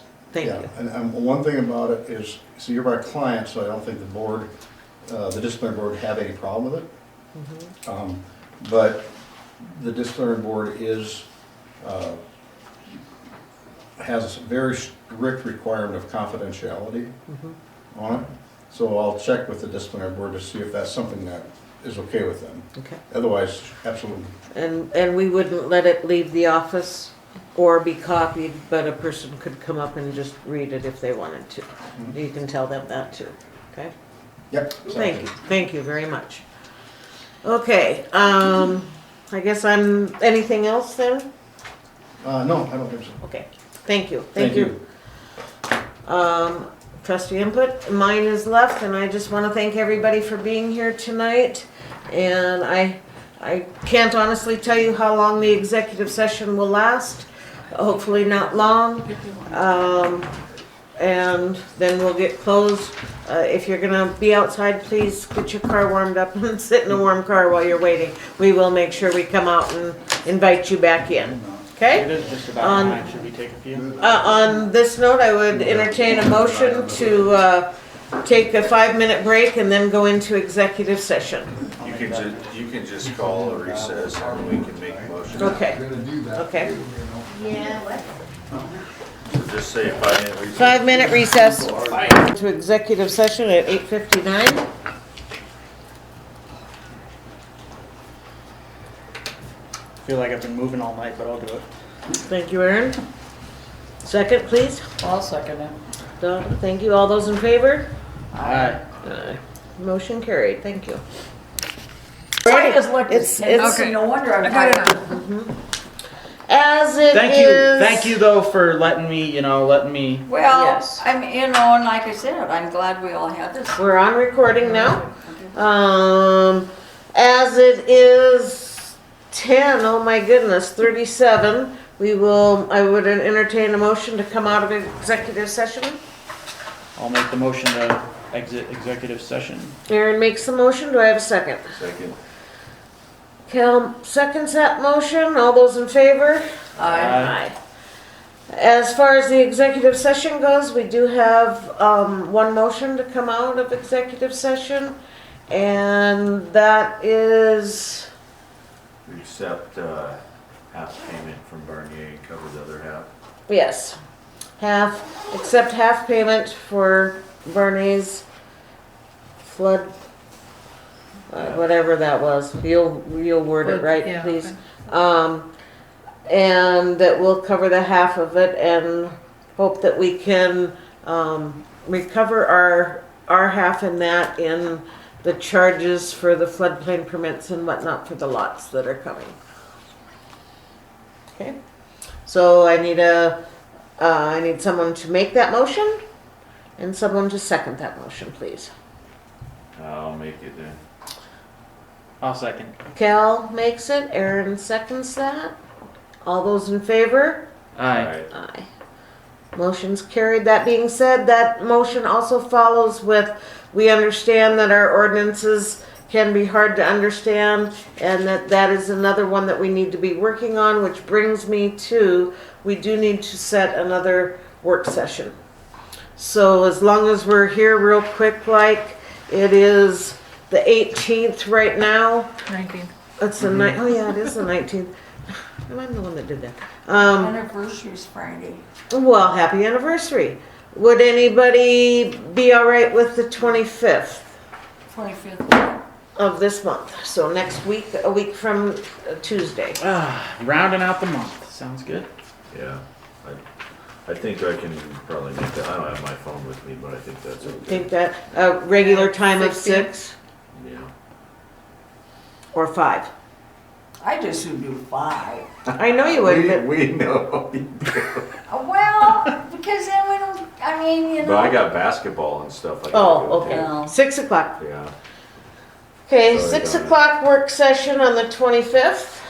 Thank you all. To cover specifically, or is that a general? Well, we had a missed list, one, yeah. so we need to do do what we were vendor gonna do permits? on the last one. yeah, the Yes. canceled one. Okay. Yes, So you're okay. doing just the vendor permits on that, or? Yes. Okay, now I will I make a motion to entertain a join motion this. at 10:40. Yes. Donna makes the motion. Do I have a second? Second. Why you looking at me? Aren't you? I feel like Thank you, Cal. We All made those so in much. favor? Aye. 10:40. Aye. Thank you all so much.